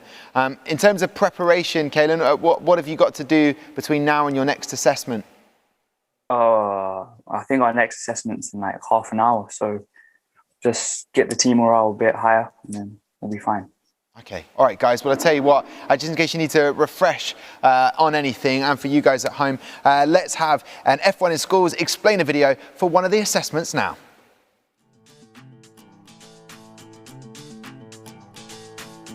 Design and engineering sits at the heart of F1 in Schools. To document their journey, the teams produce a portfolio demonstrating the engineering and design processes used to develop their miniature Formula 1 car of the future. There are 180 points available, split across 9 key areas. The judges are looking for evidence of design concepts, 3D modelling, computer-aided analysis, or CAA, the use of CAD/CAM, computer-aided design and manufacture, the manufacturing and assembly of the car, the research and development journey the team has gone on, testing processes such as CFD or computational fluid dynamics, an evaluation of the design process, and the general presentation of the team's document. After this initial assessment, the judges meet the teams online, using Zoom so the teams can demonstrate their understanding and application of the CAD and manufacturing techniques they've used during the challenge.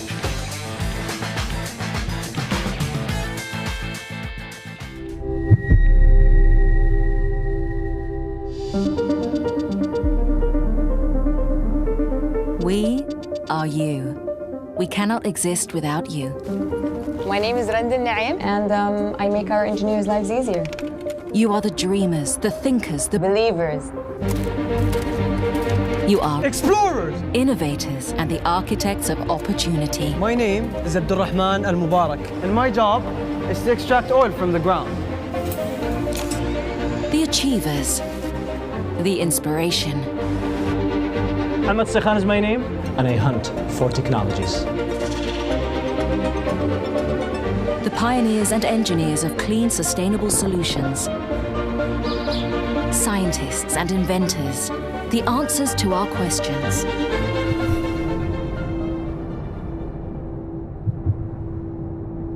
It's in some ways speaking to the earth and trying to listen very closely for her response. I'm Mazen Angadi, and I'm looking for opportunities. You are the people who drive us forward every single hour of every single day. Everything is safe. We can open the connection now.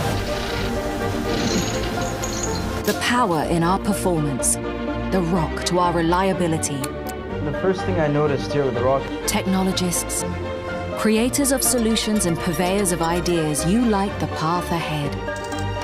Predictable. Determined. Unafraid of the unknown. And by enabling growth and development, you fuel employment and empower careers. You help societies prosper, spreading joy and happiness to bring hearts and minds closer together. You are today, tomorrow, the future. The hope and the vision. You are the biggest asset.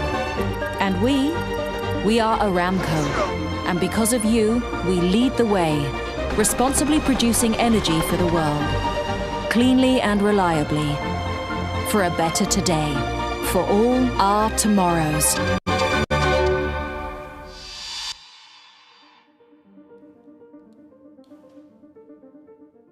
Welcome back then to the F1 in Schools World Finals, brought to you by ARAMCO. We are based here at the F1 in Schools global headquarters at the Denford Engineering Facility.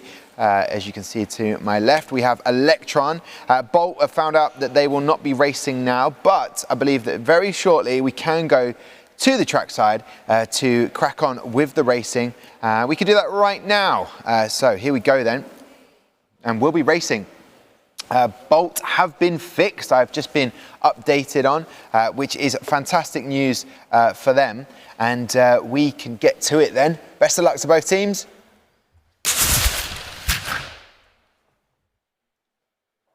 Very quick indeed. Excellent reaction time from Bolt. Couldn't have said it better myself. Very quick indeed. 0.162 from Bolt. But there are advantages to Modern Warfare. Not just late nights. Teamwork. Teachers will be glad to know. Yeah.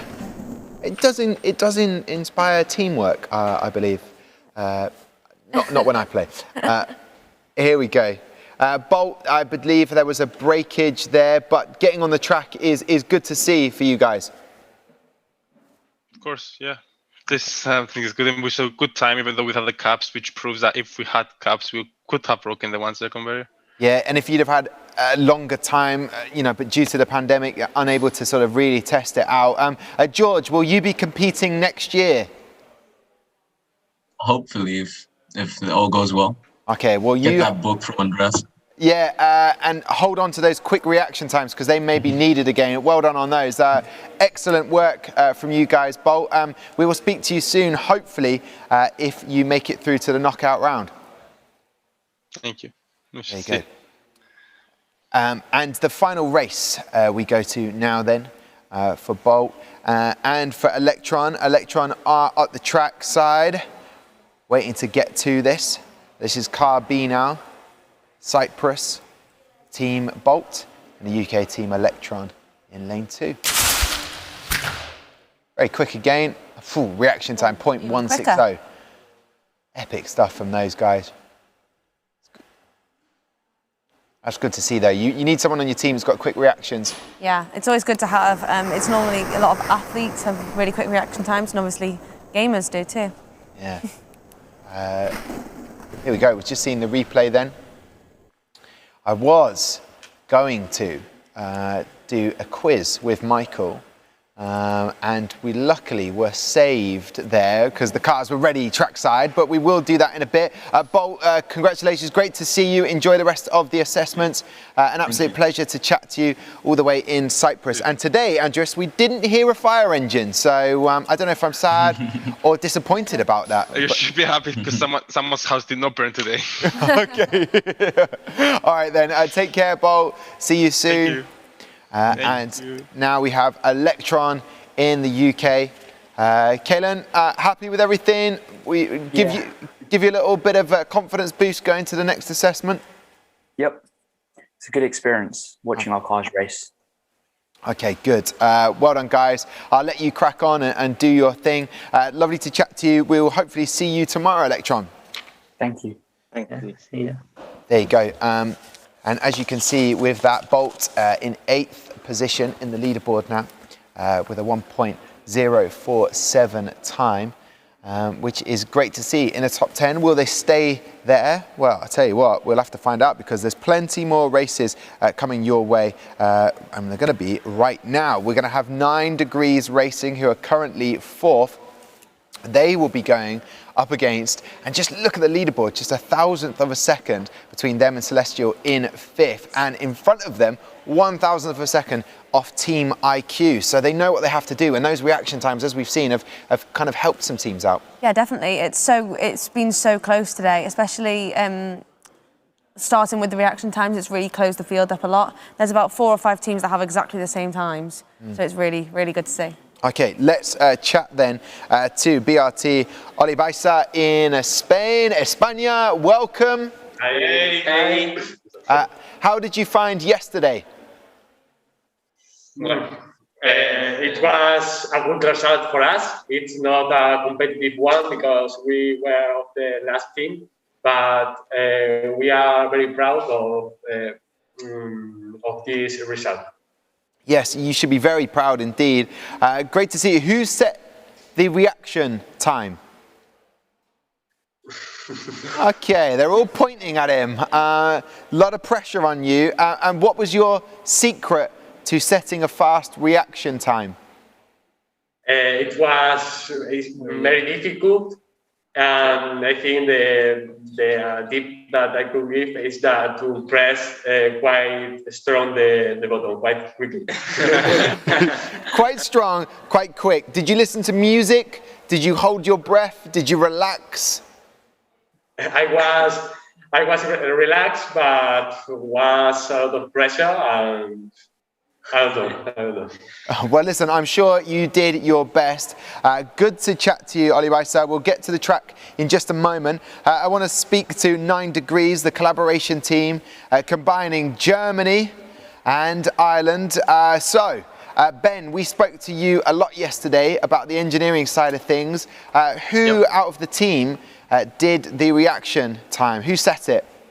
Paula, great to have you. What was your technique?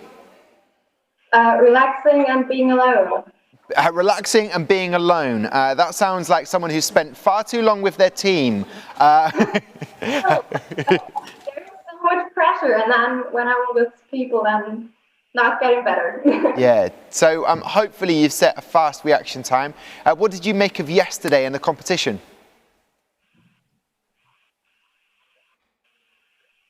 So of course, nerve-wracking anyways.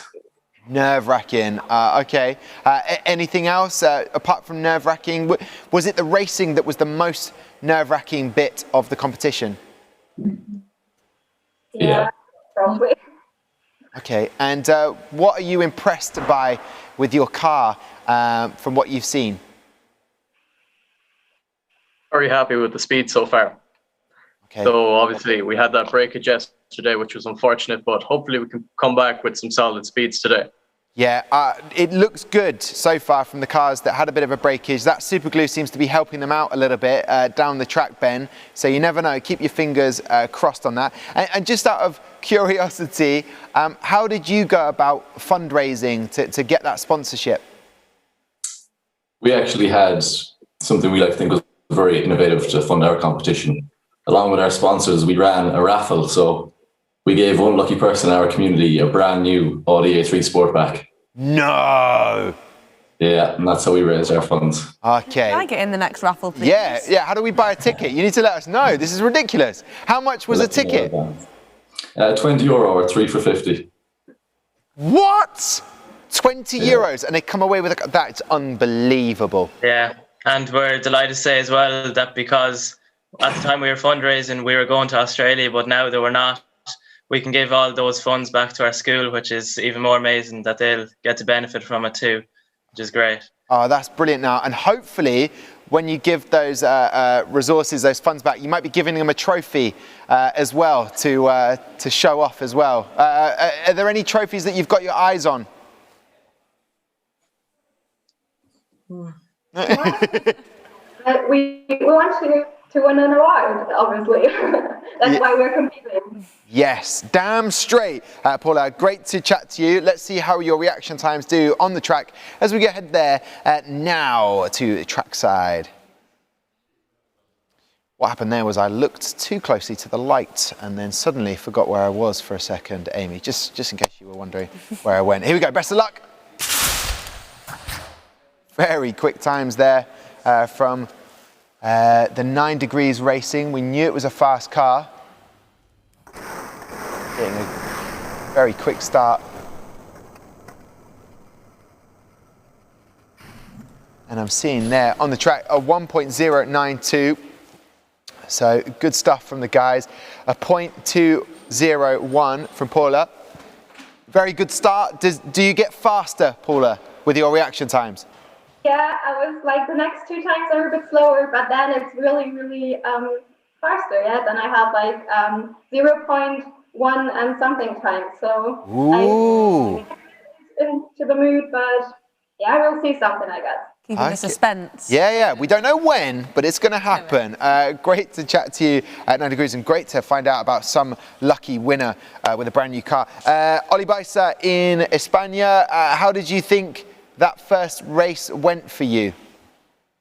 Well, the reaction time have decreased or increased the time in which we have made the race, but we think that maybe in the next race, we will have better results. Yeah, I know some of the teams have a mascot. It sounds like you have a dog mascot as well in the background. I can hear barking. So we'll leave you for 1 second. Let's go trackside now to see if the reaction times and what did Paula set. Let's find out if that time is in this race. BRT OLIBAEZA in lane 1. In lane 2 is 9 Degrees Racing. Very quick again there. 1.060 on track. Very quick indeed. You could just see the difference that reaction time makes. Yeah, there. it really, although it doesn't count for points at the moment, it's more, you'll get the backdraft of the other canister and you'll get all the turbulent flow instead of the laminar flow as normal.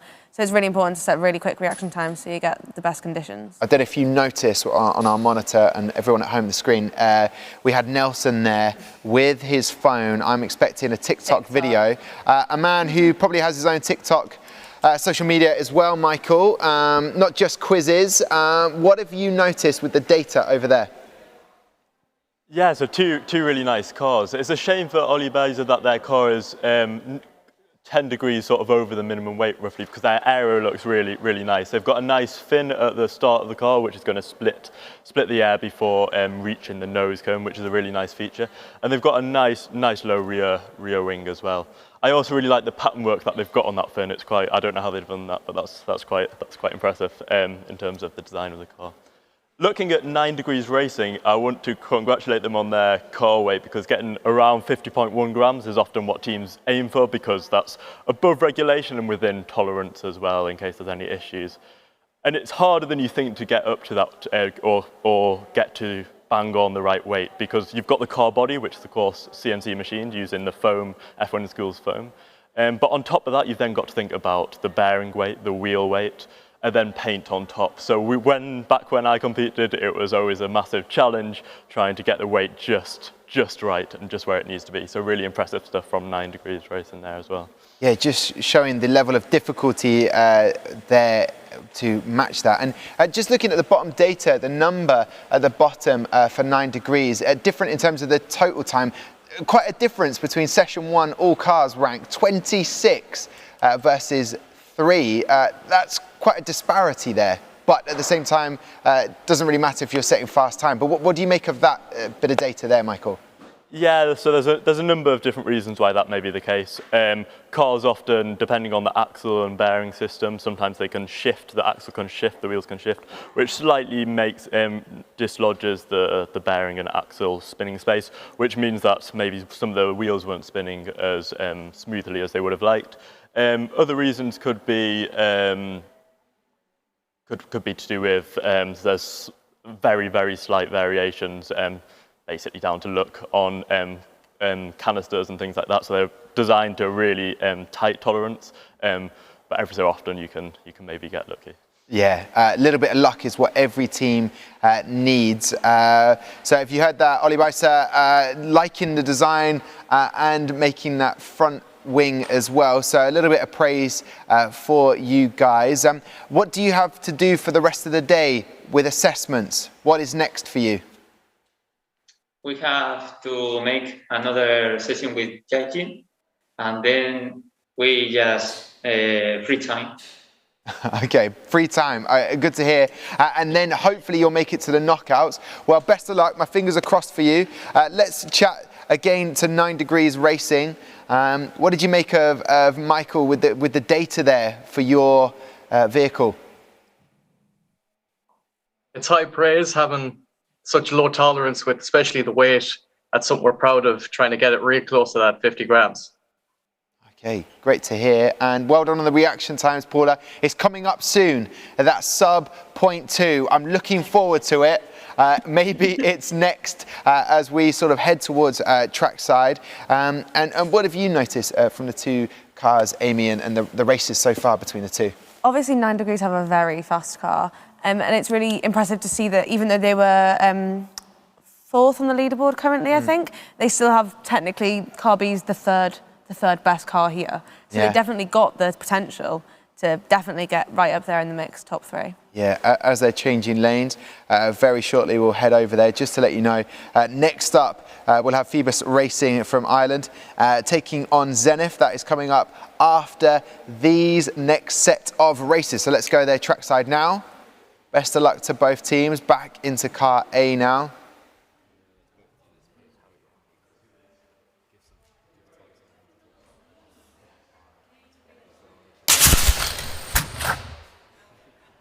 Much faster from the 9 degrees, we could see that, a 1.079. And the reactions are 0.228, so a faster reaction time for 9 degrees, 3 green sectors, as I see. Still waiting for that point. 1.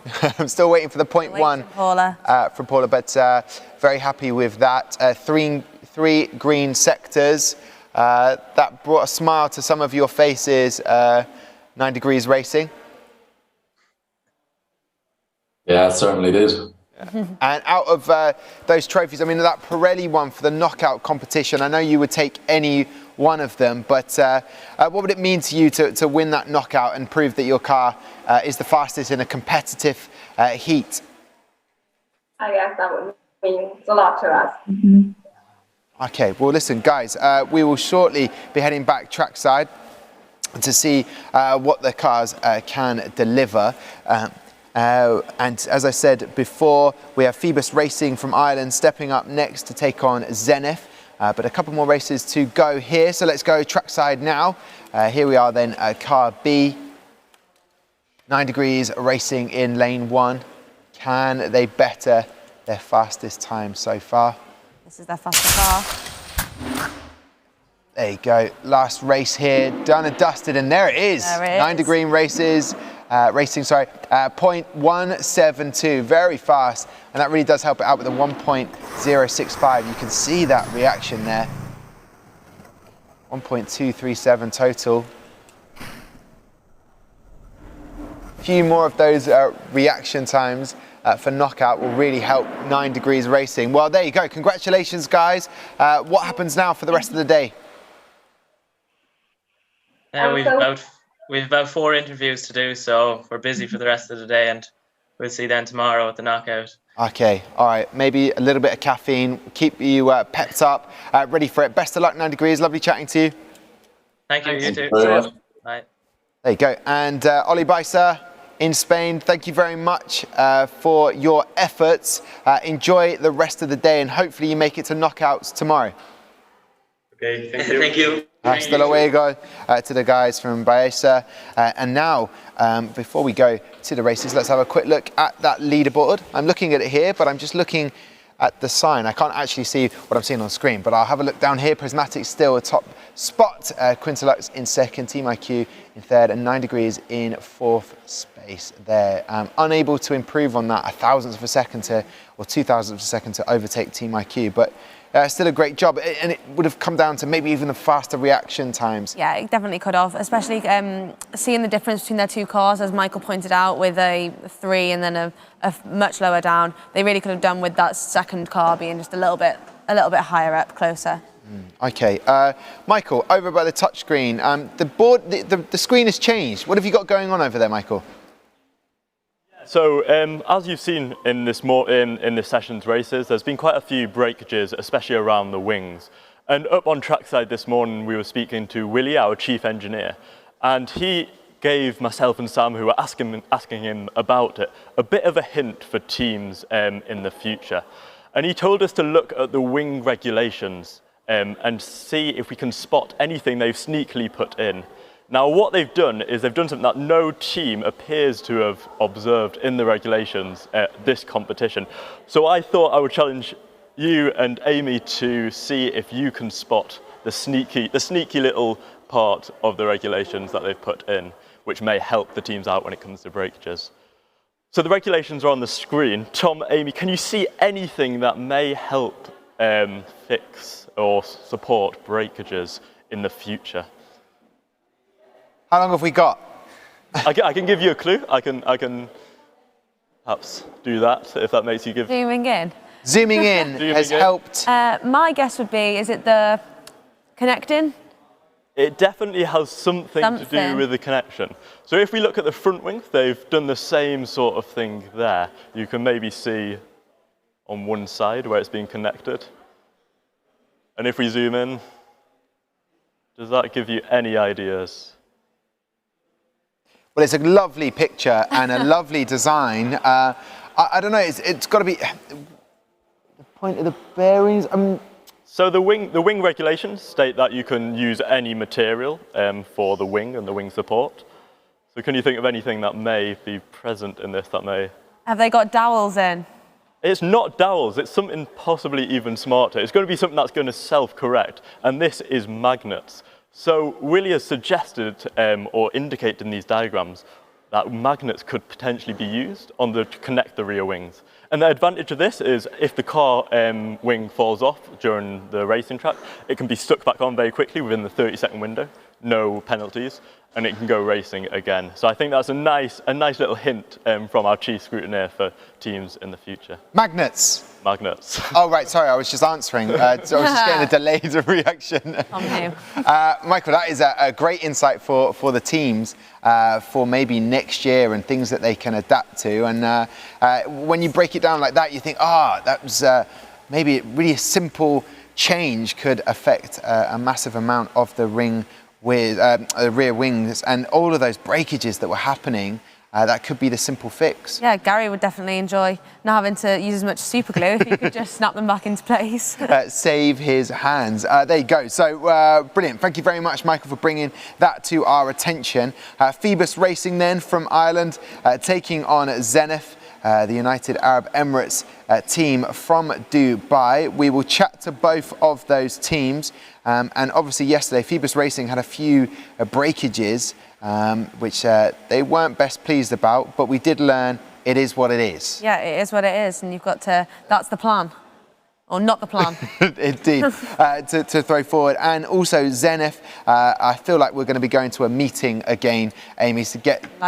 Tea and biscuits. Yeah, stay tuned for that. After we have the racing with these guys, we will then go on to Team IQ, see if they can better their position of third at the moment from England, taking on Ace in Cyprus. So let's have a look at reminding you guys about social media. Obviously, a lot of the teams are using it, but it's a great way for staying in contact with us here at F1 in Schools. So, simply put, on Twitter, Facebook, Instagram, and on TikTok now, you can get in touch with us, F1 in Schools HQ. If you would like to ask a question, we've got a dedicated team behind the scenes who can aid in that. And to get in contact with us, you can leave a comment. If you're watching on YouTube right now, just leave a comment in the box just below. Or you can email us at contact@f1inschools.com. And if there's a question you have, and maybe you're thinking, where could I find all the information I could possibly ever need, go to the f1inschools.com. On our website there, which has a whole host of amazing information. And then I've also got one of these, which I've been reading along to, so where I can buy all of the parts as well. So there's so much you could do, actually. I'll have to test you on a few of those things, Amy. Lucy, what's going on trackside? So I'm here with the Zoom hosts, and they've been helping the whole competition run, to be honest. So firstly, I'm here with Katie. Katie, what have you been doing throughout the days? So throughout the days, I've been in charge of making sure that all of the teams and the judges are in the right place at the right time for all of their different judging sessions. So I moved them around to check in with the teams and check that they're all okay and ready to get rolling. So have you got many teams left for today, or are you all done? So I myself am finished for the day. Lily and Bridget are still a bit busy because of the different time zones. We've all been starting at different times. Brilliant, thank you very much. Now we're going to head down to Nathaniel, who's right down at the bottom. I don't know if he's a bit busy. I think he's talking to the team at the minute. So we'll hover down past Nathaniel and jump straight to Maddie down at the bottom. How are you doing, Maddie? You all right? Yeah, I'm good, thank you. How are you? Good. So have you had many teams today? So what have you been doing? So today I greet the teams before they get put onto the live broadcast for Tom, making sure that they know what's happening with the racing and with the interviews. So have you been giving the teams any hints, any tips? What have you done? Making sure that they know what's going to happen in the interview, to make sure that they can hear Tom, Tom can hear them, they know what questions they're going to get and things like that. So has it been running smooth, or has it had a few hiccups? So far, so good. So far, Fingers so crossed good. that everything else will run smoothly for the rest of the weekend. Fab. Thank you very much, Maddie. And we'll head back down with you, Tom. Thank you. Oh, thank you very much, Lucy. The beautiful thing, I was just relaying some of that information to Amy because you can't quite hear what's going on. So, Lucy, if you could just shout a little bit louder for us. No, I'm just kidding. But no, we'll get Amy's in-ears working again, so she'll be able to hear all of that. Basically, Maddie is the port of call before the teams come and chat to us. So they're meeting Maddie for us. Yeah, they meet Maddie, and Maddie tells them exactly what they need to know before we interview them. We'll get all of that sorted. Feabhas Racing from Ireland taking on Zenith. Michael, what have you noticed with the data that is in front of you? Yeah, so looking at the track times from yesterday, we've got Feabhas, which had car A in position 49 and car B in position 40. And in Zenith, we had car A in position 79 and car B in position 73. Once again, I think the disparity between their positions may be something to do with the mass of the car. We've got a really nice design on the front wing for Zenith, which has a two-plane design. But it looks to be 3D printed, and it's probably going to be adding quite a lot of mass to the car. And this is something that a lot of teams have thought about and considered, and a lot of teams we've seen this year, and we haven't seen so much in the past, as they've done a lot of centre of mass testing on the cars. So working out where to position the centre of mass of the car as close to the centre of thrust, making them as close as possible, because that the theory suggests that that should make it quicker on track. So those are maybe some ideas, some thoughts that teams can also think about in the future. Yeah, as well as magnets. That's the big one, the big M letter word for the day, magnets. Thank you very much, Michael. That means we can't have Michael as the M word. It's magnets. We will get everything sorted to bring you the interviews with Feabhas Racing and Zenith. And then after that, we'll have Team IQ taking on Ace. And then we'll have Apollo Racing from Ireland taking on Hyperion racing team from Greece. In the meantime, though, to bring you up to speed with everything, we'll have an F1 in Schools explainer for you.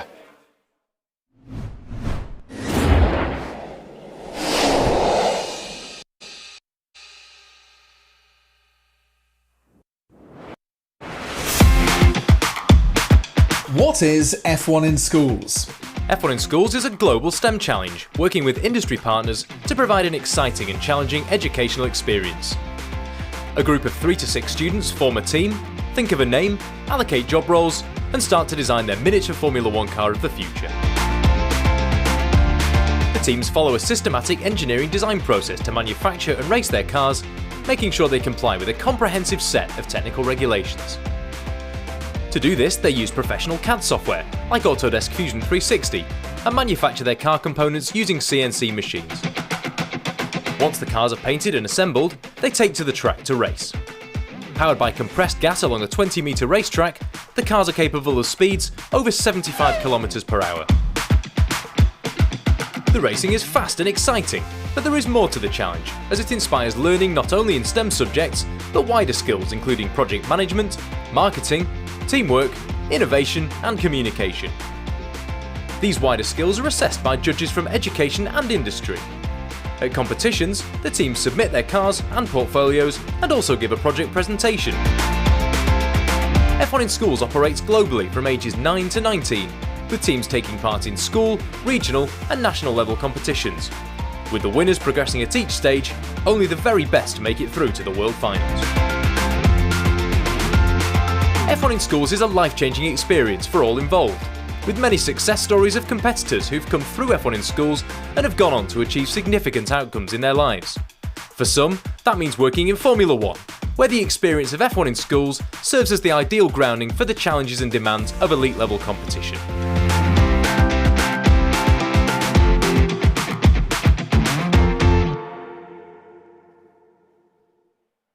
Welcome back. Great voiceover there from Mark. We haven't seen his face enough, in my opinion. He's up trackside, very busy with everyone in the Zoom chat, and we will be chatting to one of the teams, or to both of them, in just a second. But this is the latest leaderboard for us, seeing a collaboration in the top 5, which is always good to see. My understanding is it makes life so much more difficult because you've got to be in different time zones, not for the Germany and Ireland, but for some of the teams, down like China and Malaysia, and the Brazilian and Greek teams as well. But any real movement today? I suppose you'd say it was Quintolux. Yeah, Quintolux has done really well today, moving up to second place. There's been some movement down in the earlier session, a little bit further down the leaderboard, with, I think, Grand Dash, I think they moved up a couple of places. So yeah, really good to see that there's a lot of movement overall and not just right at the top. Yeah, and I've actually just seen on the social media popping through, because of Gary Anderson and his work with Jordan years ago, Quintolux actually have designed their very own car like the one that he did, which is very cool. A lot of time on the hands, I believe, but great to see. Another team over in Ireland is Feabhas Racing. Welcome back to the F1 in Schools World Finals. What? Hold up, hold up. This is a game changer. Rory, it is what it is. What is this design in the background? So this is the Feabhas Racing swirl designed by Tommy. So it basically embodies who we are as a team, constantly striving to be faster. It's like a vortex. So it gets tighter towards, it gets lighter towards the middle, creating like a tunnel sense, which is exactly how it looks. I think it looks best on Tommy at the moment, with how it's swirling towards his head, and it looks really well. Do you know what? Sometimes, Rory, I get a little bit claustrophobic, so I'm sort of enjoying being in the tunnel and then sort of not. Tommy, we didn't talk to you yesterday. Tell us about this design a bit more. What was it like creating this? Yeah, it was really fun to create it. It's the product of many different drawings that had to be scrapped, but I'm really happy with how it turned out in the end, though. Yeah, well, it looks great. Tommy, were you the one setting the fastest reaction time? I wasn't, no. I think it might have been Rory Kane that was doing the reaction. Yeah. Okay, Rory Payne. Tell me then, what was the secret to your fast reactions, Mr. Kane? There isn't much of a secret to it. I can tell you now, I'm not going to win an award for fastest reactions. Trick is, I found for any times it went somewhat fast was just to eliminate everything else around, and if there's any distraction, it can knock a lot of time onto it. Yeah, eliminating all of those senses around around you. And bigger Rory, more intelligent Rory, not my words. That was Mr. Rory Kane's words. How have you found the competition, and how did you find yesterday?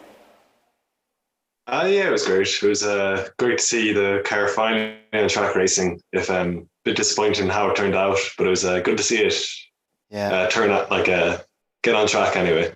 Okay, and Joseph, you seem the furthest along in the tunnel. Well done on that. What are you looking forward to? Do you think your car can set a good time today? Yeah, I do. I'm really hoping we can get down the track in a good time, and I'm confident in Rory's reaction time, so I'm optimistic. Okay, all right. Well, best of luck to you. Rory smiles there, Mr. Kane, knowing that the reaction times are what's going to change everything here. Let's go trackside now, Amy, and see what the guys have put up on the start gate for us with their reaction times being put in now. Here we go then. Best of luck to Feabhas Racing and to Zenith.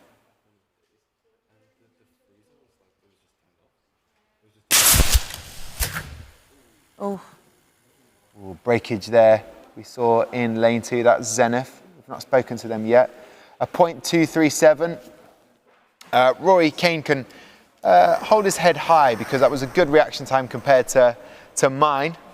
But, and Amy's as well, faster than ours. But yeah, you're seeing there, Feabhas Racing, another breakage. You never like to see that, do you? No, and especially when it's one that's already been fixed once. It's disappointing, but once there's a weakness there, and it's bound to break again. Yeah, I was taking a sip of lemon tea just to calm my nerves after the breakage. Lucy, calm my nerves a little bit more if you can. What's happening? Yeah, so like yesterday, unfortunately, Feabhas' rear wing has fallen off.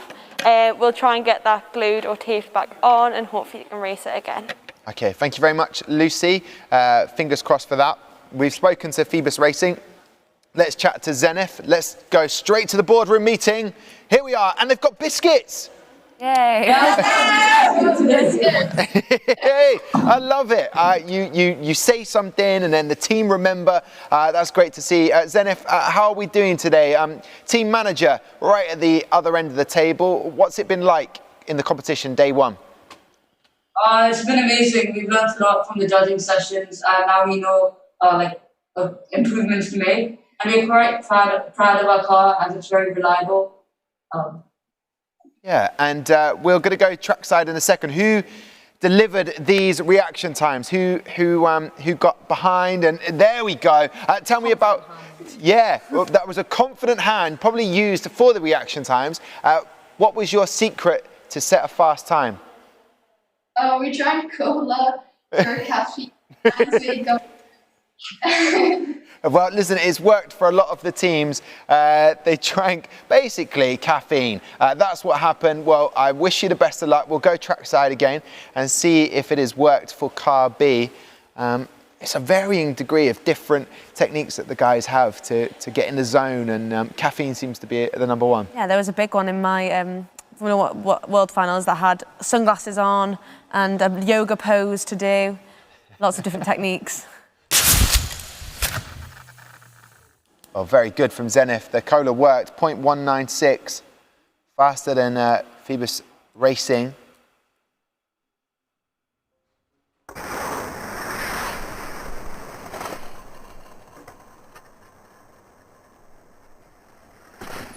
Another breakage.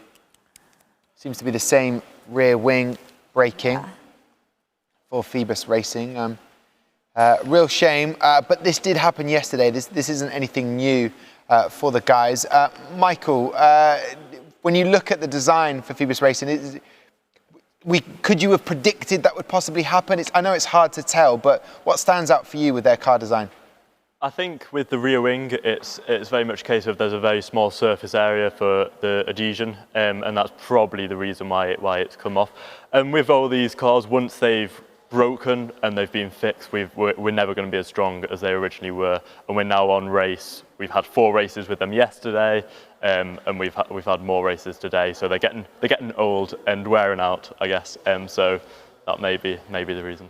Yeah, and in terms of Zenith, what stands out for you in their design that you like, Michael, or have noticed? Yeah, I really like the sort of the middle pod between the two wheels on Zenith's car. This is, so a lot of teams like Feabhas have gone for sort of a F1 style board, nice straight design, whereas Zenith have chosen to go for a more curved design, possibly inspired, as many teams have mentioned in their folios, with the teardrop shape, which is commonly quoted as the most aerodynamic shape and has the lowest drag coefficient. So perhaps that's what they've been inspired with there. But it's a really nice design. Also on the front wing, they've got this top plane which has a pointed surface. And I presume that their thinking there was to break the air before it hits the main bodywork of the car. So split the air before it goes around the nose. Once again, trying to reduce that drag. All right. Would you like a biscuit? I'll ask if we can get one for you. I would love one. All right. Well, Michael would love a biscuit. Is that what you were trying to do with the front wing to break through the air? That's right, yeah. That's exactly what we're doing. Okay, good. Michael, he's not just a pretty face. This guy knows what he's talking about. Zenith, thank you very much. Before we go back trackside, anything stand out for you, Amy, from what we've just seen with the 2 races? Yeah, I'm just, I was looking at the cars like Michael did, and I really like the colour schemes, especially on Feabhas. I think it's a really nice contrast. The yellow and the blue, it almost looks like a very old Williams. Ooh. Or maybe a current Williams. Yes, indeed. And I'm also loving the Irish flag on the rear wing. Let's have a look at the breakage. We've got a picture of it. Makes me wince. Ouch. Yeah, you can see the tape that's been used there as well. From this angle, looks so much more, it's so different compared to when you're watching up on the track. I'll get Feabhas back on Zoom now. What are we noticing from that? It wasn't a pretty picture at the back in that rear wing, was it? Not really, no. It's didn't break how I expected to, or else it looks different with all the fixes and rest your team has been doing on it.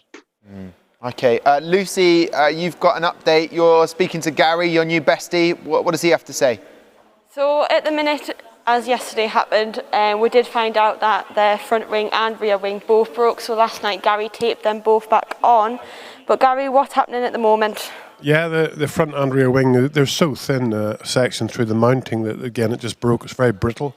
So basically, once it catches the bushes, the stopping device down there, it just comes off. So I'm going to do my best to put it back together again. It'll take a little while, but all I can do is my best. So it's car A and car B, and with having a race left, do you think it'll be done in time or not? I hope it'll be done in time. I just have to see how it goes as time goes past. Brilliant. So fingers crossed for Feabhas, and we'll hopefully get back to you with an update soon, Tom.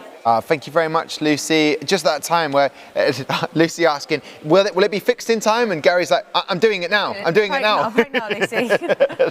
Give me some space. I need to fix it. Well, there you go. Feabhas will hopefully get you racing again. If not, you might be making it to the knockout stages. What's in store for you for the rest of the day? Are you finished, or is this just the beginning of assessments?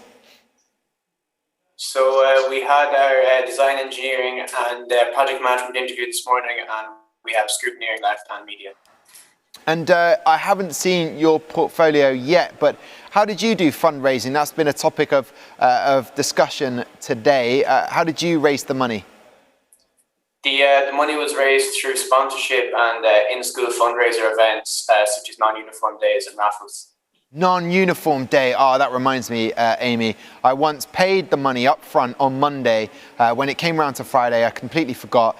I was one of only 2 kids, over 1,000, who weren't in non-school uniform. Yeah, I was ripped a little bit for that day. And what was the other fundraiser that you did, Joseph?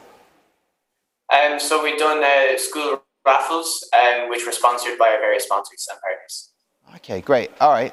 Was there a car as the top prize?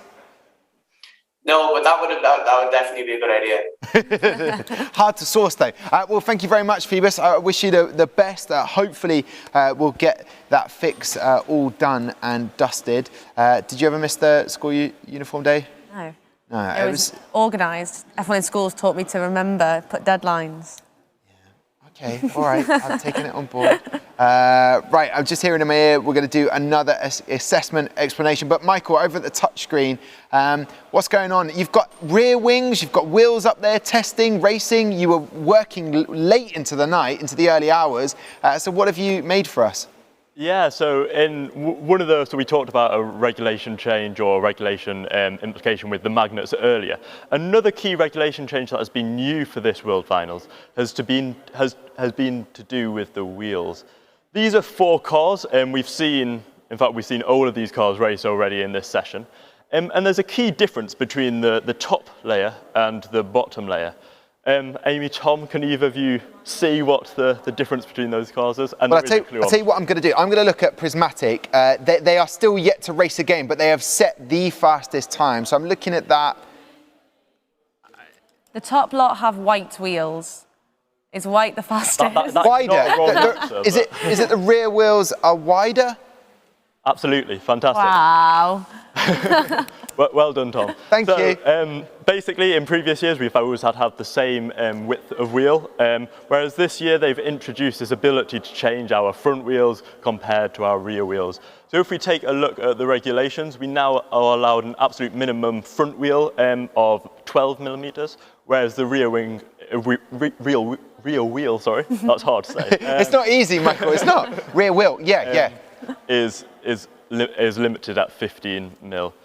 The possible benefit of this is all to do with, so the wheels are known as being a great source of turbulent air and disrupting the airflow around the car. And so by minimizing the width of the front wheels, we're shaving off some of that frontal area that the air hits as it hits it. So the teams who have spotted that possibly may have seen improvements of their track time. The number of teams that have spotted that has been quite high, so we've got a little pie chart. We couldn't be without pie chart today. That showed that 68% of the teams, roughly, have noticed this in the regulations, that they've changed and have therefore acted and changed their widths of the front and rear wheels, whereas 32% either haven't noticed this subtle little change or have decided stick with matching wheels. The reason they could have done that is possibly to do with manufacture, because manufacturing 2 different types of wheels is, of course, more work than it is to manufacture just one. But there we go. You have to have more raffles then, obviously. More raffles, more money, more ability to put that in. That is fascinating. So 68%. So over 2/3 have managed to do that almost. And in the explanation of the regulations, they really don't make it obvious for teams. You have to be scrutinizing over it for hours to make sure you can find that edge to give your team a little bit of a bonus, can't you? Yeah, definitely. And on top of the minimum dimensions, as the teams know, you've also got to account for manufacture. So with wheels that are often 3D printed, occasionally CNC milled, and these manufacturing processes can often add uncertainty or errors in the measurement. So if you model a dimension, when it's produced, it may not match that dimension. So teams have to think about the tolerances on the machines they're using as well when designing their parts. Thank you very much, Michael. So is it worth taking 1 year's regulations and comparing them to the next year's? There were so many different changes just in the 2 years that I competed. So I don't recognise most of these regulations because I've obviously been out of the competition for about 6 years now. So the regulations change a massive amount between the years. And I'm sure that if you looked at the car that I designed compared to the car that Michael designed, you'd see so many big differences. Yeah, all right. Well, we can go trackside now to get racing again. That is the excitement of day 2 racing, when you get to actually watch some of the racing. Fixes have been made. Look out for that rear wing in lane 2. Fingers crossed it stays on.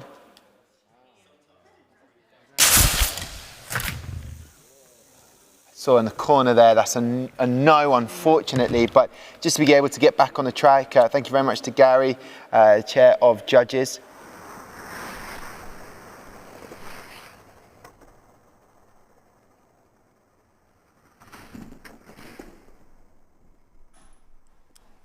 Just watching Irish rear wing flag fly off there. At least Aaron was out of the firing line. Yeah, exactly. At least he wasn't there. Lucy, did we see the rear wing come flying off? Yeah, unfortunately it was the same again for Feabhas, so unfortunately the rear wing came off, so we'll fix that overnight as they don't need to race that car again. Okay, all right. Well, you're doing a great job up there. Thank you very much, Lucy. Zenith, looking good. That car is staying intact. How are you feeling so far? 1 more race to go. Yeah, we're just really proud of how far we've come. And we love our reaction times. They're really quick, and we're, as you said, very proud of our car and its reliability. Yeah, and what do you have to do for the rest of the day today now? We're actually done for the day. Oh, brilliant. So those biscuits will not be lasting very long at all. They'll be taken out of the meeting room. Well done to you guys, Zenith. Thank you very much. We'll catch up with you in a moment. Let's go race side then to see the next race, the last one between Feabhas Racing and Zenith. There you go. That's Oscar there pointing out. As I said to him, are you going to go left-handed or right-handed to start the button? And switches it up. Didn't quite push it correctly. And another flying moment there, another rear wing. You almost know it's going to happen. It would be freakish if it didn't break off. But that's definitely something for the team if Feabhas Racing are coming back to improve on. Yeah, it's always a shame when it doesn't break how you expected it to either. If it had broken how they thought it would have been almost easier to fix. Yeah. But now it's just to look at where else were the weaknesses on the car. Magnets, that is the way forward. So only way forward. Only way forward. Zenith, congratulations on that and your position in the leaderboard. Hopefully we'll see you for knockout tomorrow. Yeah. Bye guys, lovely to chat to you. And Feabhas Racing, magnets. That's all I'm hearing at the moment. Magnets, magnets, magnets. It is what it is, Rory Kane. It is. Okay, well, listen, enjoy the rest of your assessments and hopefully look forward to catching up with you soon. Thank you very much. Thank you. Thank you. Thanks. There you go, Feabhas Racing heading off there. I felt like I was genuinely in a tunnel for a little bit of that. Great design. It did really fit Joseph's head very well. It was perfect. The designer always need to look after the work that they do. So we move forward now. Team IQ, the UK team from London. Can they improve on their times? They'll be taking on Ace from Cyprus, who set a very good time yesterday as well. Michael, over at the touchscreen, what do you see about these two cars, and who's going to be, obviously we're adding the reaction time in, but from what we've seen of these fast cars, does that sort of add up to you? Yeah, so the first thing I noticed, which will probably make Amy very happy, is Team IQ's little emblem on the top of the car, a Ferrari logo. Toto may not be so pleased about that, but there we go. What I noticed most significantly about Ace's car is they've got their metal wheels. The difficulty with this, is the material. So often metal can be quite heavy compared to some of the plastic options available and the resin options available. But the benefit of it is it's easier. You can machine it using a CNC machine, and that allows you to get a more cylindrical shape than maybe 3D printing often can. So it's a really nice idea from Ace to choose to use a metal part which can be machined rather than 3D printed. Other things to note is, once again, we see on Team IQ's car this pointed, angled front wing, which is aimed at directing the air around the side of the car. And they've also done the same on their rear wing. So they've got a swept back rear wing, which once again links back to that teardrop shape that we keep hearing about. Oh, thank you very much, Michael. Great data analysis there. And Team IQ, of all the cars, number 2 at the moment with their car A. So let's chat to them now. Team IQ, you did a brilliant job yesterday. Can we add the reaction times onto the track to make you go even faster? We hope so.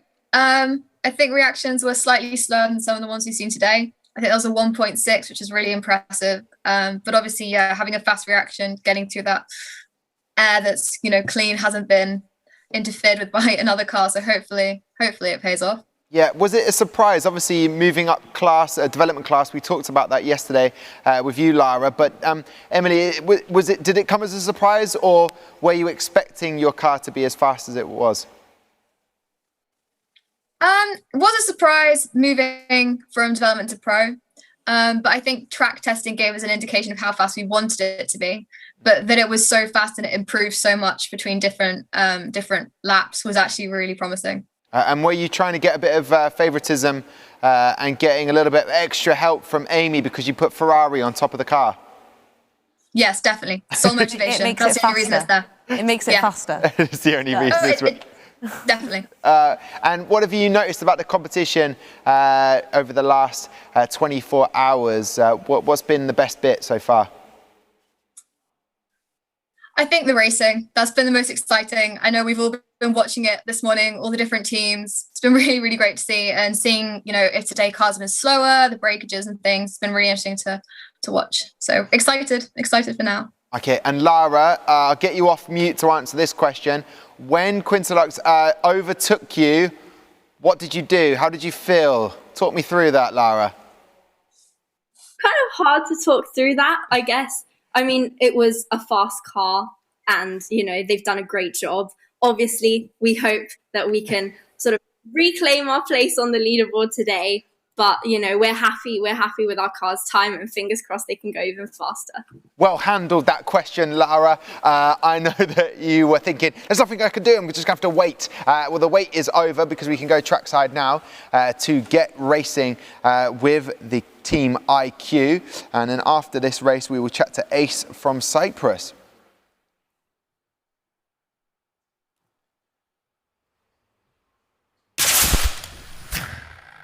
There we go, you got to see everything, you got to see us intently watching on the monitors.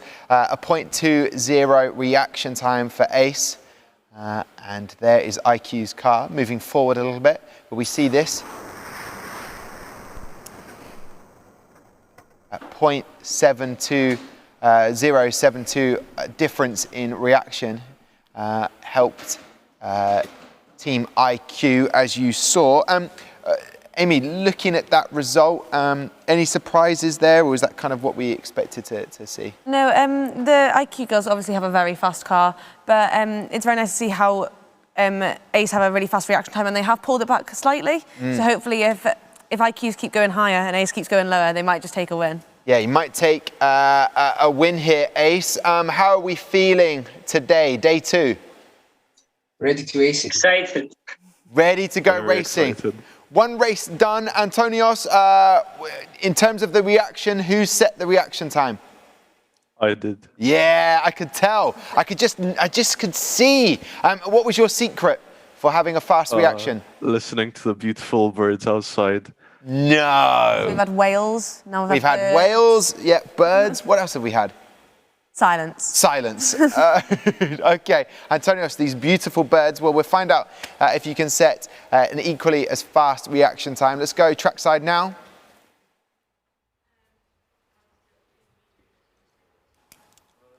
You're seeing Ace in lane 2.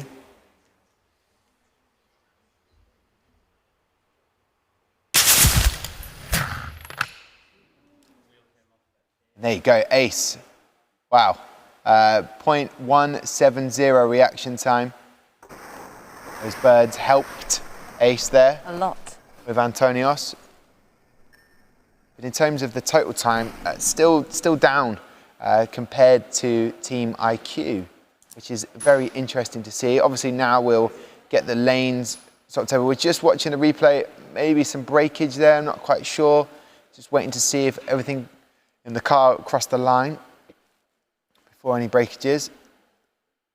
These angles are incredible. Ah, there it is. A Lane wheel, 2. I think. Ace, yeah. So the reaction time was good, and that's why it was a lot slower. In my mind, I was thinking, well, there's such a difference, such a disparity between the reaction time. Something must have happened there.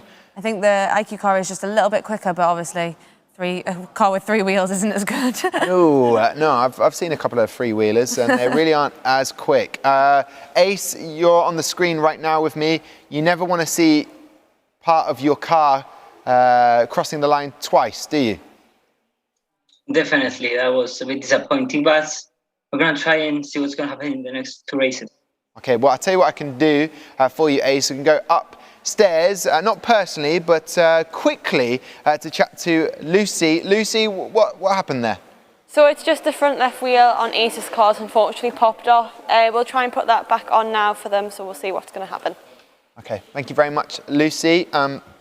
Lucy made it sound like she was going to be putting the car wheel back on there, did you? We're just going to pop it back on. It's really simple. So there you go, Ace. We'll give you the latest on that. The wheels popped off. We'll put that back on and hopefully get racing with car B, that was, again, shortly. Michael, anything you noticed from the 2 races so far between the teams? Yeah, I think what's possibly nice to point out, we mentioned it yesterday, but up at the track, there's 2 people at the end who are in charge of the deceleration system, and they're the first adjudicators when something breaks. So you'll see a brake, or you'll see a DNF, and then there's other signals such as wing and wheel to the team at the front at the start gate.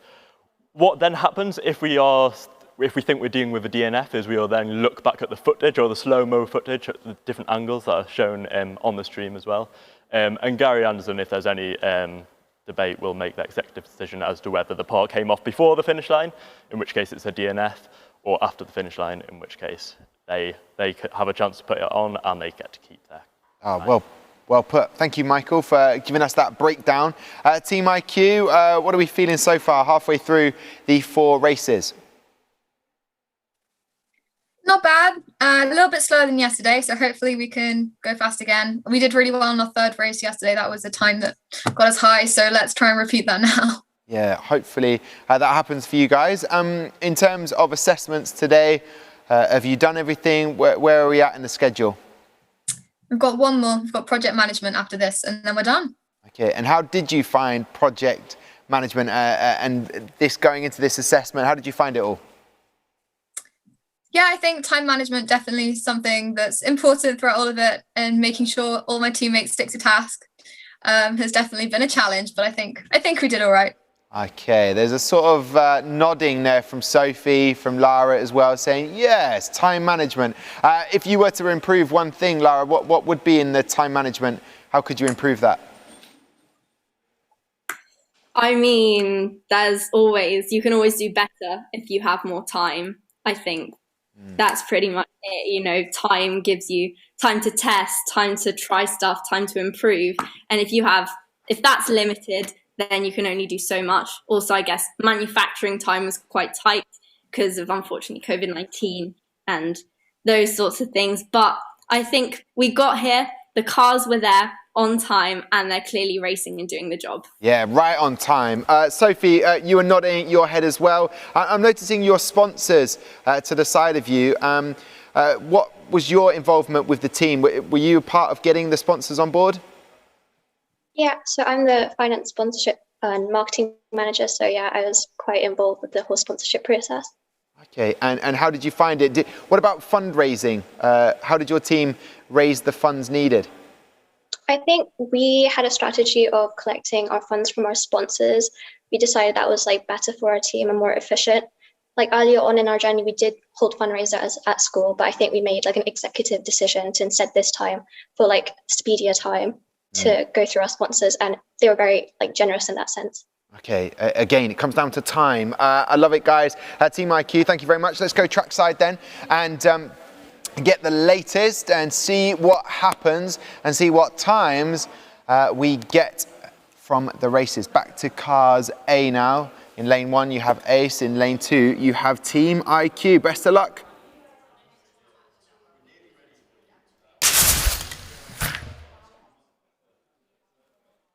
Very fast reaction time there, 0.191 from Ace. They'll be happy with that. Overall though, still slower than Team IQ. I think the Team IQ car might be really struggling with the backdraft of the turbulent flow that's obviously coming from the back of the car that's setting off before them. That's what it seems like, because the car was fast yesterday, we knew it was. Yeah. It seems to be really struggling today. And no extra help from the Team IQ mascots from the desk for them. There was a breakage for Ace, but I believe it was after you crossed the line. What are you seeing so far, Antonio? So what's grabbing your attention? Our reaction time is very good, in my opinion. We'll see now. Yeah. In your opinion, the role that I had to play was very good. That's a very diplomatic way of saying, what about everyone else, guys? But look, you're doing a great job. We'll probably get the latest from Lucy on that breakage, but as we heard, it had already crossed the line. So we'll wait there. Oh, there it is. Front left wheel come off. It's not what you want to see. Would something like that be easy to put back on? It really depends on how they've originally assembled the car. From what I saw there, it should be okay, but really I think Gary has more of an idea. Gary Anderson is the guy, and Lucy as well. But I'll tell you what we can do. We can go to race 4 now, and let's go trackside for that.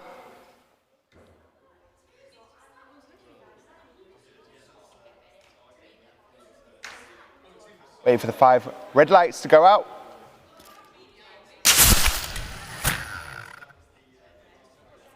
All right, there you go. Good reaction time. As Antonios said, you're watching it there, getting a good reaction time, giving the car the best opportunity.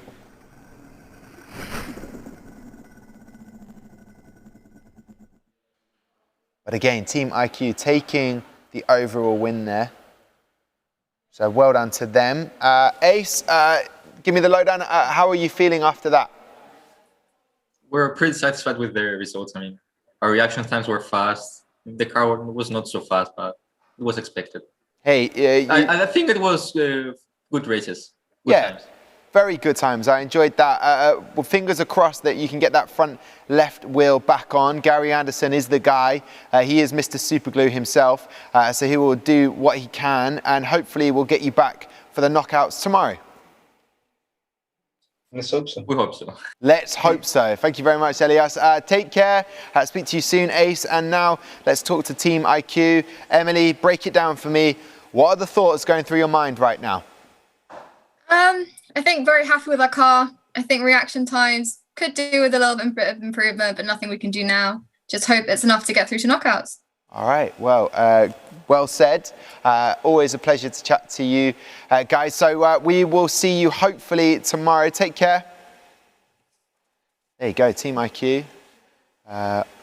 And the UK sort of representatives for the rest of the day now. That is it. No more English teams stepping forward in the F1 in Schools World Finals. But we still have, starting about 4 UK time, we will be heading over to the Americas, where we will have the likes of Sastelkej from Mexico taking on Brazilian 6, a very vibrant bunch of teams, especially those Brazilian teams like Spark. I'm looking forward to their question that they apparently have for me. Still to go though, we will have Team SquareQ racing from France against Prismatic, and they were the top team. So now we're getting towards, it's flipped. These are the fastest times or cars so far going head to head. Yeah, I always used to be really scared when you used to set the first times and then you'd have to be the ones to go up against the fastest. So I feel for the French team, but there's nothing you can do. Just got to hope for the best. Okay, well, Apollo Racing is where we're going next in Ireland.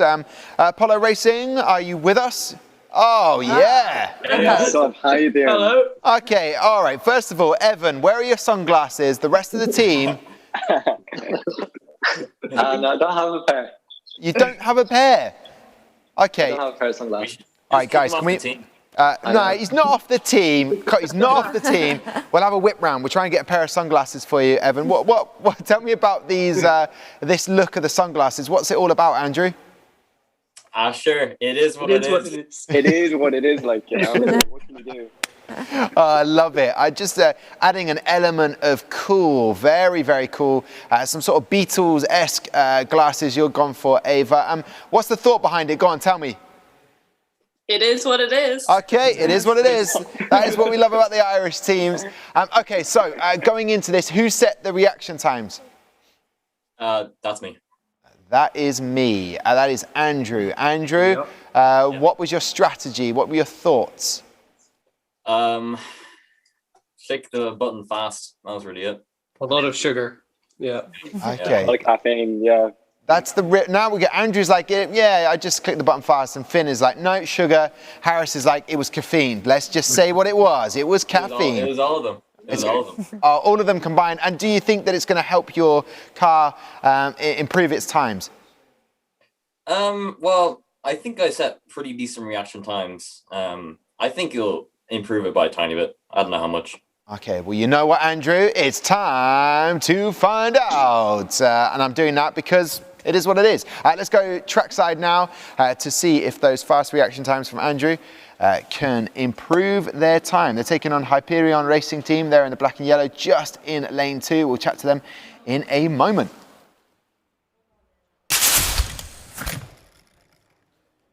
Quick reaction time. Wowzers, hold up.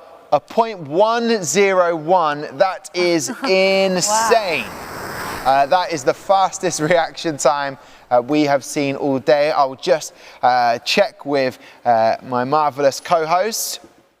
Yes. Yes. Definitely the fastest we've seen. It is a fat yes there from Amy Martin telling me that that must have been one of those to guess it. That must have been a... Otherwise, they've got absolutely amazing reaction times. Well, we will find out when we find out their next reaction time. Let's talk to them. Hyperion Racing. Who is immortal? Who is godlike with reactions? I set the reaction times. Yeah. No. I would like to add that the other team is wearing the sunglasses since they knew that they're racing against us, and our car is named Ilios, which is sun. So because they would get blinded by our cars. Yeah, Evan didn't want to play ball with that. Zacharias, tell me, 0.101, did you guess it? Were you listening to music? No, all our times around that. So basically, I've been gaming professionally for a couple of years. Professional, semi-pro, not pro, but whatever. And I have a very highly advanced setup, which basically my display is super low latency. It has 1 millisecond response time, and also my gaming mouse. So it allowed me to do such times, like 0.18 and such. So yeah, that one was the best one, but yeah. Wow. And what sort of semi-pro gamer, is that what you said? Yeah, for FPS, for first-person shooter games, yeah. And also I drank 2 Red Bulls like an hour before I did that, so that may have helped the caffeine in them. Okay, all right. Free product advertisement for Red Bull. And can I be even more specific? What lighting did you have? I had all the lights off. I also turned the RGB of my keyboard off, and I set the screen brightness to max. And I went right up to the screen, my eyes to the red, and I was holding the mouse. It's not the mouse. I'm at school now, so I don't have my equipment. I was holding the mouse like that, and I went like this, like standing up and looking at the display, and I just clicked it. That is the best rundown of what you did to get the fast reaction time. Hyperion Racing, I absolutely loved that, Amy. I felt like I was there. He's giving away all his secrets. Yeah. Zacharias, let's see if you can set another fast reaction time before we talk to them again. Let's go over to trackside. It was very detailed. I like that from Zacharias. I mean, he's giving away all his secrets now. All the other teams are going to be running out to buy the equipment. You never know. Sounds like they will. There you go, 0.193. They're really pulling it ahead in the total time. Yeah. Is that what you pick up from those stats? Yeah, definitely, especially when the team that's has got the quicker track time, it'll be because of the reaction time then. And if you look at the difference in the total track time, they definitely are pulling it ahead by a lot. Yeah. Which is great to see. And imagine if you had that 0.101 again. Yeah, that would have been even closer. But that is great to see, a total time of 1.280. I'm looking for breakages. Any breakages there? We're watching the replay quite intently there. That always makes me feel like we are checking things out. So Hyperion Racing, what do you make of that so far? The time was actually, the track time was a bit quicker than yesterday, so this reaction time wasn't that good, but yeah, okay, we will see. We still have a couple more rounds to do. We will see what happens. The team in Greece, and what do you have in store for the rest of the day? Are you finished now, or is there more assessments? We finished our task. We had the media interview, the enterprise portfolio judging and such, and the pre-display.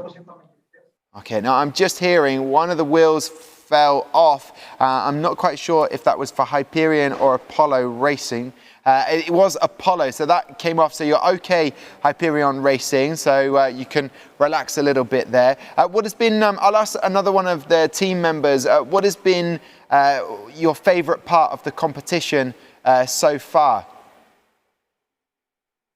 So for me is the part where all the teams meet each other. So unfortunately this year we didn't have this opportunity, but we hope for the best. Yeah, now you are, I believe, combined from Thessaloniki in Athens, combined together. So how difficult has it been to meet up, to you know, go about your work?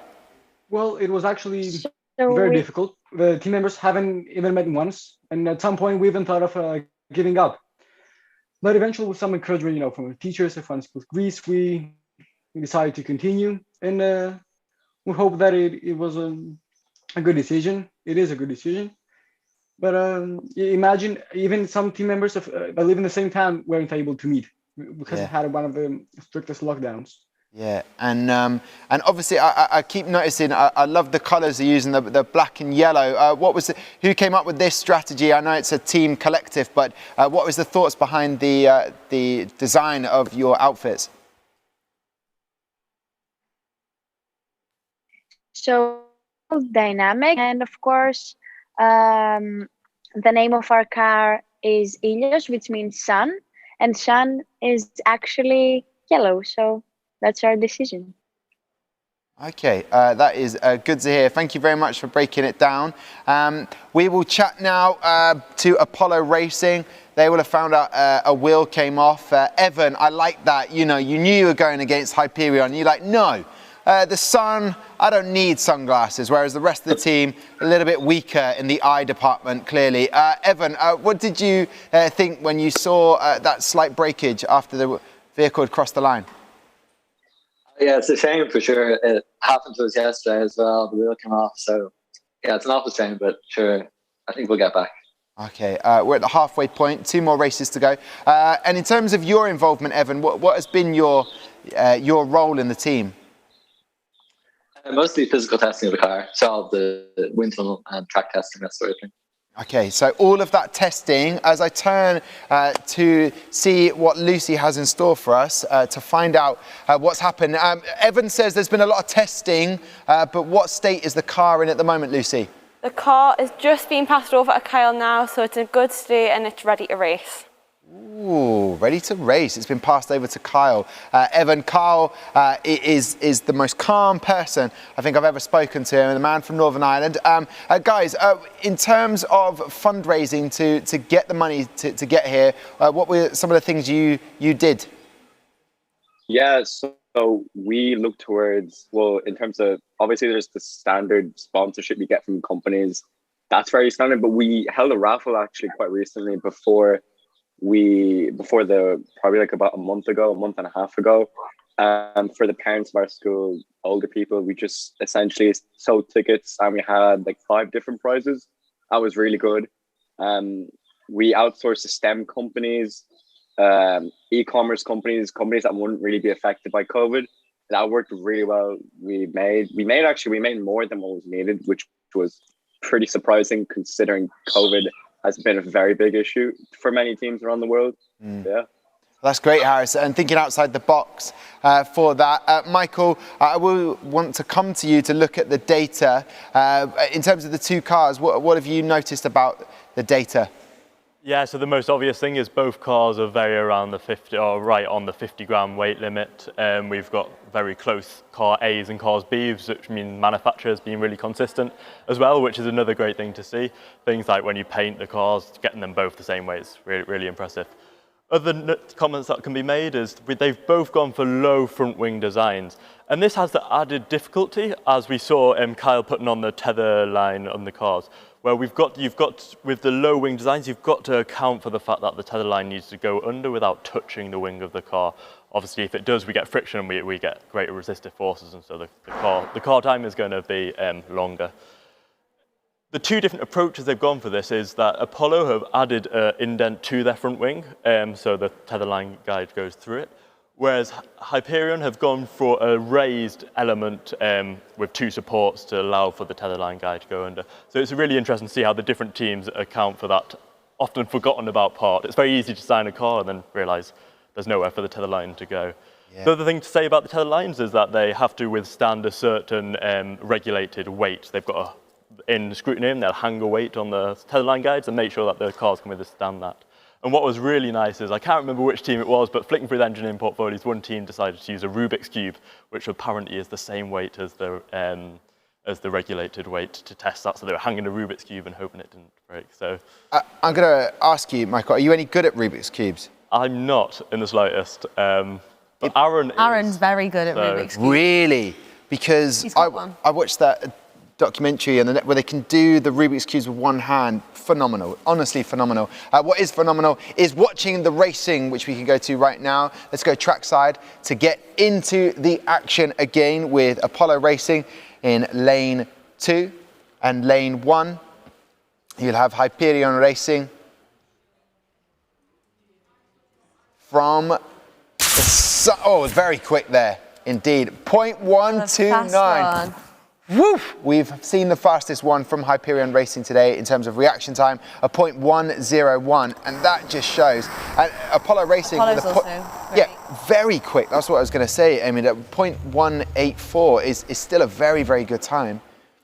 And from that reaction time, it definitely helped Hyperion get the 3 green sectors. Yes, they did very well. No, they haven't gone near their time for yesterday yet, but that's okay because they've still got that set and that'll still stand. But still very good racing for them today. Okay, now I'll ask the guys, Apollo Racing, what did you make of that? All right, pretty good. Yeah, and Finn, you got the most Top Gun look about you at the moment. Kind of an old school Tom Cruise, liking it. Is it really that sunny in Ireland? That's what I want to know, in Dublin right now. For Ireland, it's sunny, yes. Yeah, for Ireland, it's sunny. For other places, probably not. Okay, all right. Well, what do you have in store for the rest of the day after after racing is completed? I'm pretty sure we've done everything so far. We've just got, I think, one scrutineering interview after this, and then it'll be done for the day. And then relax a little bit, get out into that heat wave. and then you can come back tomorrow for knockout racing. All right, we'll leave Apollo for a second. Hyperion Racing. Good to see you again. Zacharias, very, very quick with the reactions. Yeah, the reaction was good, but I truly expected a bit better from the car because I thought that after these runs, the bearings would have run in, and as we found out yesterday, lane 1 is actually quicker, not as you said. So let's see, we have one more car to go. Yeah, but obviously raced all day yesterday, so maybe that is having an effect on him. Let's go trackside then. Let's put in Zacharias' fast reaction time into car B in lane 1 and lane 2, Apollo Racing. Here we go then. Oh, it's crossing the line first for Apollo Racing from Ireland in B, in lane 2 with car B, excuse me. And a faster reaction time of 0.180. And on the track time, a 1.068. So interesting stuff for race 4 there. Yeah, really good. Yeah. Now, I'll say this to Hyperion Racing. You've got to be happy with that. Asimina, are you happy with what you've seen on the track? Yeah, I'm really happy for my team, and I despite all the results, I mean, this competition has taught us a lot of things, and I believe that the results doesn't matter at this point. Results didn't matter at this point. And Artemis, we haven't spoken yet. How are you feeling after racing?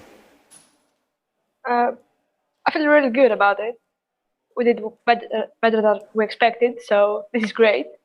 And like Asimina said, at this point, just the experience is phenomenal. Yeah, well, I'm glad you're enjoying it. And Konstantinos, I haven't spoken to you yet. What is going through your mind at the moment?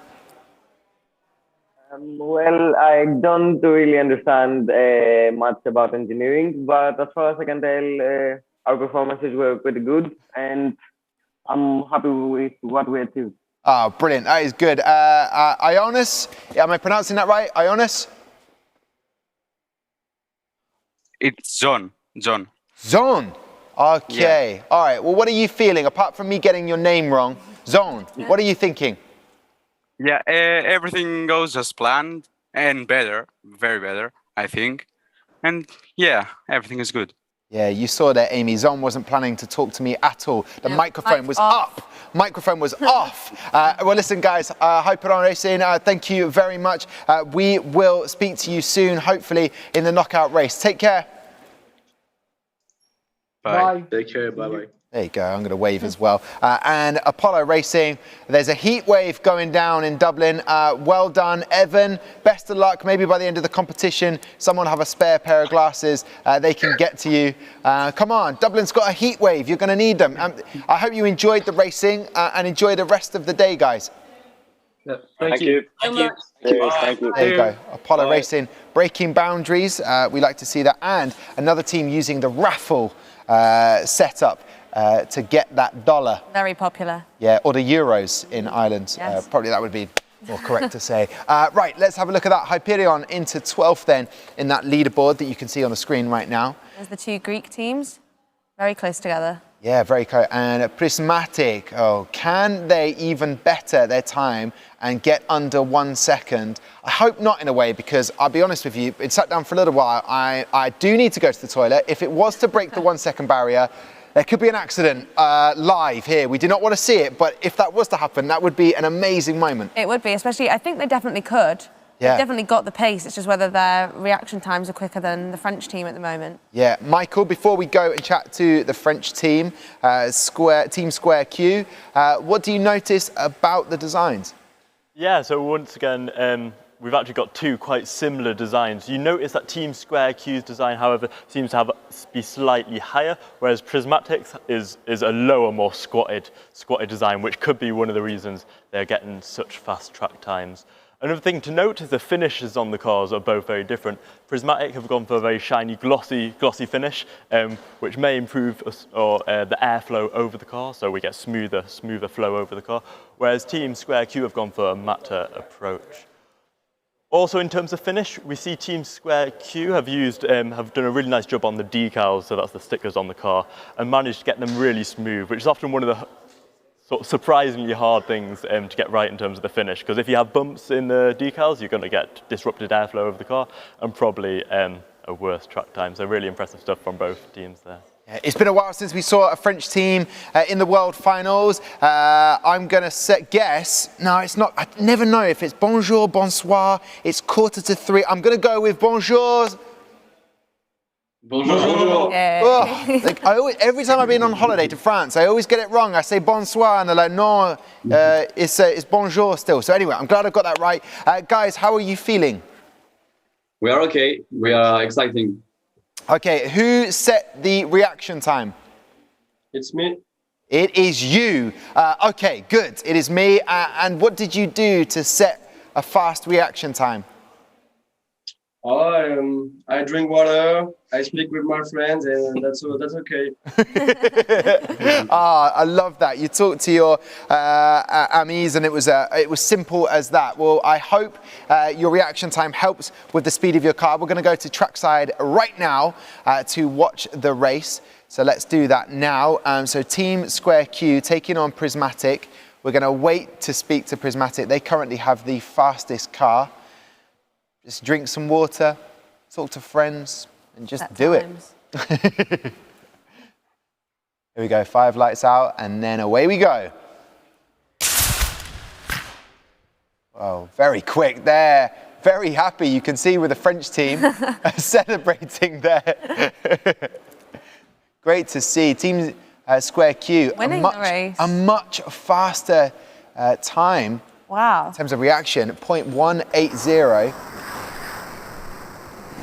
Look at that. Could be one of the only times that Prismatic have been beaten. Yeah, no breakages, Prismatic, just a slower reaction time, and that's really going to work against them. Yeah, it does. Well, that's very impressive from SquareQ. I'm glad they won. Yeah, no wonder you celebrated SquareQ. That's a great reaction time. Does it get faster for you? Yeah, it's a very good reaction time. We expected that Prismatic were going very fast because yesterday they did a fantastic track time. So yeah, we knew that we were there to lose nothing. We have nothing to lose, and so we were exciting so hard. And yes, it's very cool to get this race versus the first team yesterday. Okay, this is maybe a difficult question, but I want to ask it. The Irish teams say it is what it is. Is there a French equivalent to that? In French, we say ce qui est fait a été fait. Okay, all right. I'm gonna have to work on that one. Say it one more time for me, please. Ce qui est fait a été fait. Ce qui est fait. Okay, all right. I'll work on that. Thank you very much. Let's talk now to Prismatic. Guys, Demetrius, did you set the reaction times, or was that, no, that was Georgios? Yes, I did. Yeah, Demetrius, how are you feeling? What did you think when you saw that first race there? No, it was good. Okay, I could say, but I wasn't so focused on the first how do I say this? On the reaction time, my first reaction time was not so good, but after that I managed to improve, be better. Yeah. Okay. Well, this is good, Demetrius. And Georgios, what have you made of the competition so far? You mean my evaluation for what has been going so far? Spot on. Yes. It's been good so far. The car has been going well. We hope that we can maintain this streak today. Okay, now obviously you're an internal collaboration team. Panagiota, in the top right of my screen, how have you enjoyed the competition so far? It's a great experience, and I'm really glad that I'm a part of this competition. Okay, well, it's great to have you all as part of this. Let's go trackside again to see if Your man, Demetrius, can improve with that reactions. He says he can. So let's see. Prismatic, the fastest car we have seen so far, is in lane 2. Very quick there. A 1.102. We know that the car can go faster, but with the reaction times added, we have seen faster reaction times, haven't we? Well, yeah, we can keep coming back to Hyperion Racing's 0.101. Incredible. It's going to be hard to beat that. Tell you what, there's something about these Greek teams. We've got the fastest reaction time to a Greek now team. we've got the fastest car. To Prismatic, which is great to see. The team Prismatic, obviously the name meaning prism, which is good to see. Scientific element there. Demetrius, happier with that one? A little bit, not so much, but I was happy, yes. Okay, well, we've got 2 more races, so that should be okay. And Team Square are obviously getting ready. They're going to be moving lanes now to set up. And what do you have to do for the assessments today? Are you finished, or is there more to come? Yeah, we did 2 judging sessions this morning, but we have 1 more after the race. So yeah, it's not finished. It's not finished. Okay, now I'm going to go over to Michael on the touchscreen to put you on the spot a little bit, Michael. It was the fastest car, and suddenly it's not looking like the fastest car. Still fast time, but what would that be down to? Is that just purely the reaction time? Possibly reaction time is going to, of course, play a big role in it. The other thing is the cars have raced, as we were discussing earlier, they've raced a lot of races now, so things start to get misaligned, and maybe even bits of dust or grit may even interfere with some of the bearing systems. Fortunately, both of these cars are closed wheels, so they've got hubcaps on them or built-in hubcaps, which means it's less likely that the bearings are going to get disrupted. But what's interesting, I think, from both of these cars is they've both gone for full ceramic bearings. This is often the most or the more expensive option, so a lot of teams go for hybrid bearings. But ceramic bearings have the benefit of keeping the weight of the car down. So it's great to see that both teams have thought about the weight of the bearings in the way they've designed the car, and they've both gone for the same choice of ceramic bearings there. Ceramic, I'm jotting that down for next year. I'm assuming I might be coming back. I don't know. Maybe I don't need these notes anymore. Amy, are you enjoying the racing so far? This is our last race before we take a break. Yeah, it's. I'm really excited to see Prismatic. I really hope they can get just a tiny bit faster. But no, this session's been really interesting. There hasn't been a lot of movement on the leaderboard, but like Michael said, it's bound to happen. We've got the fastest races normally yesterday, but then knockouts are where it really starts to get interesting again. Yeah, and in terms of people who for people who haven't seen the knockout races, how does that break down? It's just winner stays on. Is that the general format? Yeah, so it's kind of like you'll obviously this today we'll create the seed. We'll take the top 24 teams and we'll put the teams against each other. You'll have to talk to someone else about how that order occurs. But you get seeded, so you'll get paired with someone, and then it's basically winner moves on, and you keep going, and then it narrows it down until you have the top 2 teams. And normally at previous world finals and nationals, everyone crowds around at that moment. The camera phones come out, getting a selfie. A brilliant moment. Well, we hope to try and replicate that as best we can, and knowing that Pirelli award will be ready to be sent out to the winning team. I believe I'm hearing in my ear it's time to go trackside as we get ready for this, then back into car A for the next 50% of races for both of these teams. This is Prismatic taking on Team SquareQ from France. Can we break the 1 second barrier? Almost. A 1.067 their track time. Almost breaking it. Not as fast as they have been with a 1.013. Yeah, I do think that Prismatic are probably taking a bit of a brunt from the slower reaction times compared to the people to Team SquareQ, because obviously that's going to impact them. So it would have been better if they would have had the faster time and got out the gate first. Yeah. Team SquareQ, what did you make of that race? Yeah, it's the worst time that we got since the start. So we were still confident for the following race, but yeah, it's not very what we expected, but it's okay. Okay, and Prismatic, all the way in Greece, in Athens. Demetrius, one more race. Can we do it? Can we break that 1 second barrier? My fingers are crossed for you. Yes. Okay, good. Man of few words. A man of few words. I wish. Yeah, I wish for you too as well. Let's go trackside then. This is the last opportunity. Let's go for it. Of course, we have knockout races tomorrow, but a whole different kettle of fish then, trying to win the trophy.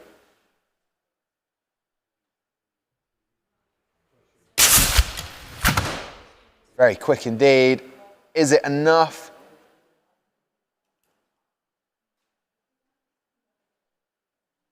A 1.05 second. It has got quicker for Prismatic on the track, and like you say, Amy, I think that reaction time is sort of not held them back, but kind of not allowed them to maybe break that 1 second barrier. Yeah, because if you would have taken it, if they would have had the same reaction time as their Greek counterparts in Hyperion, they would have been very close by then.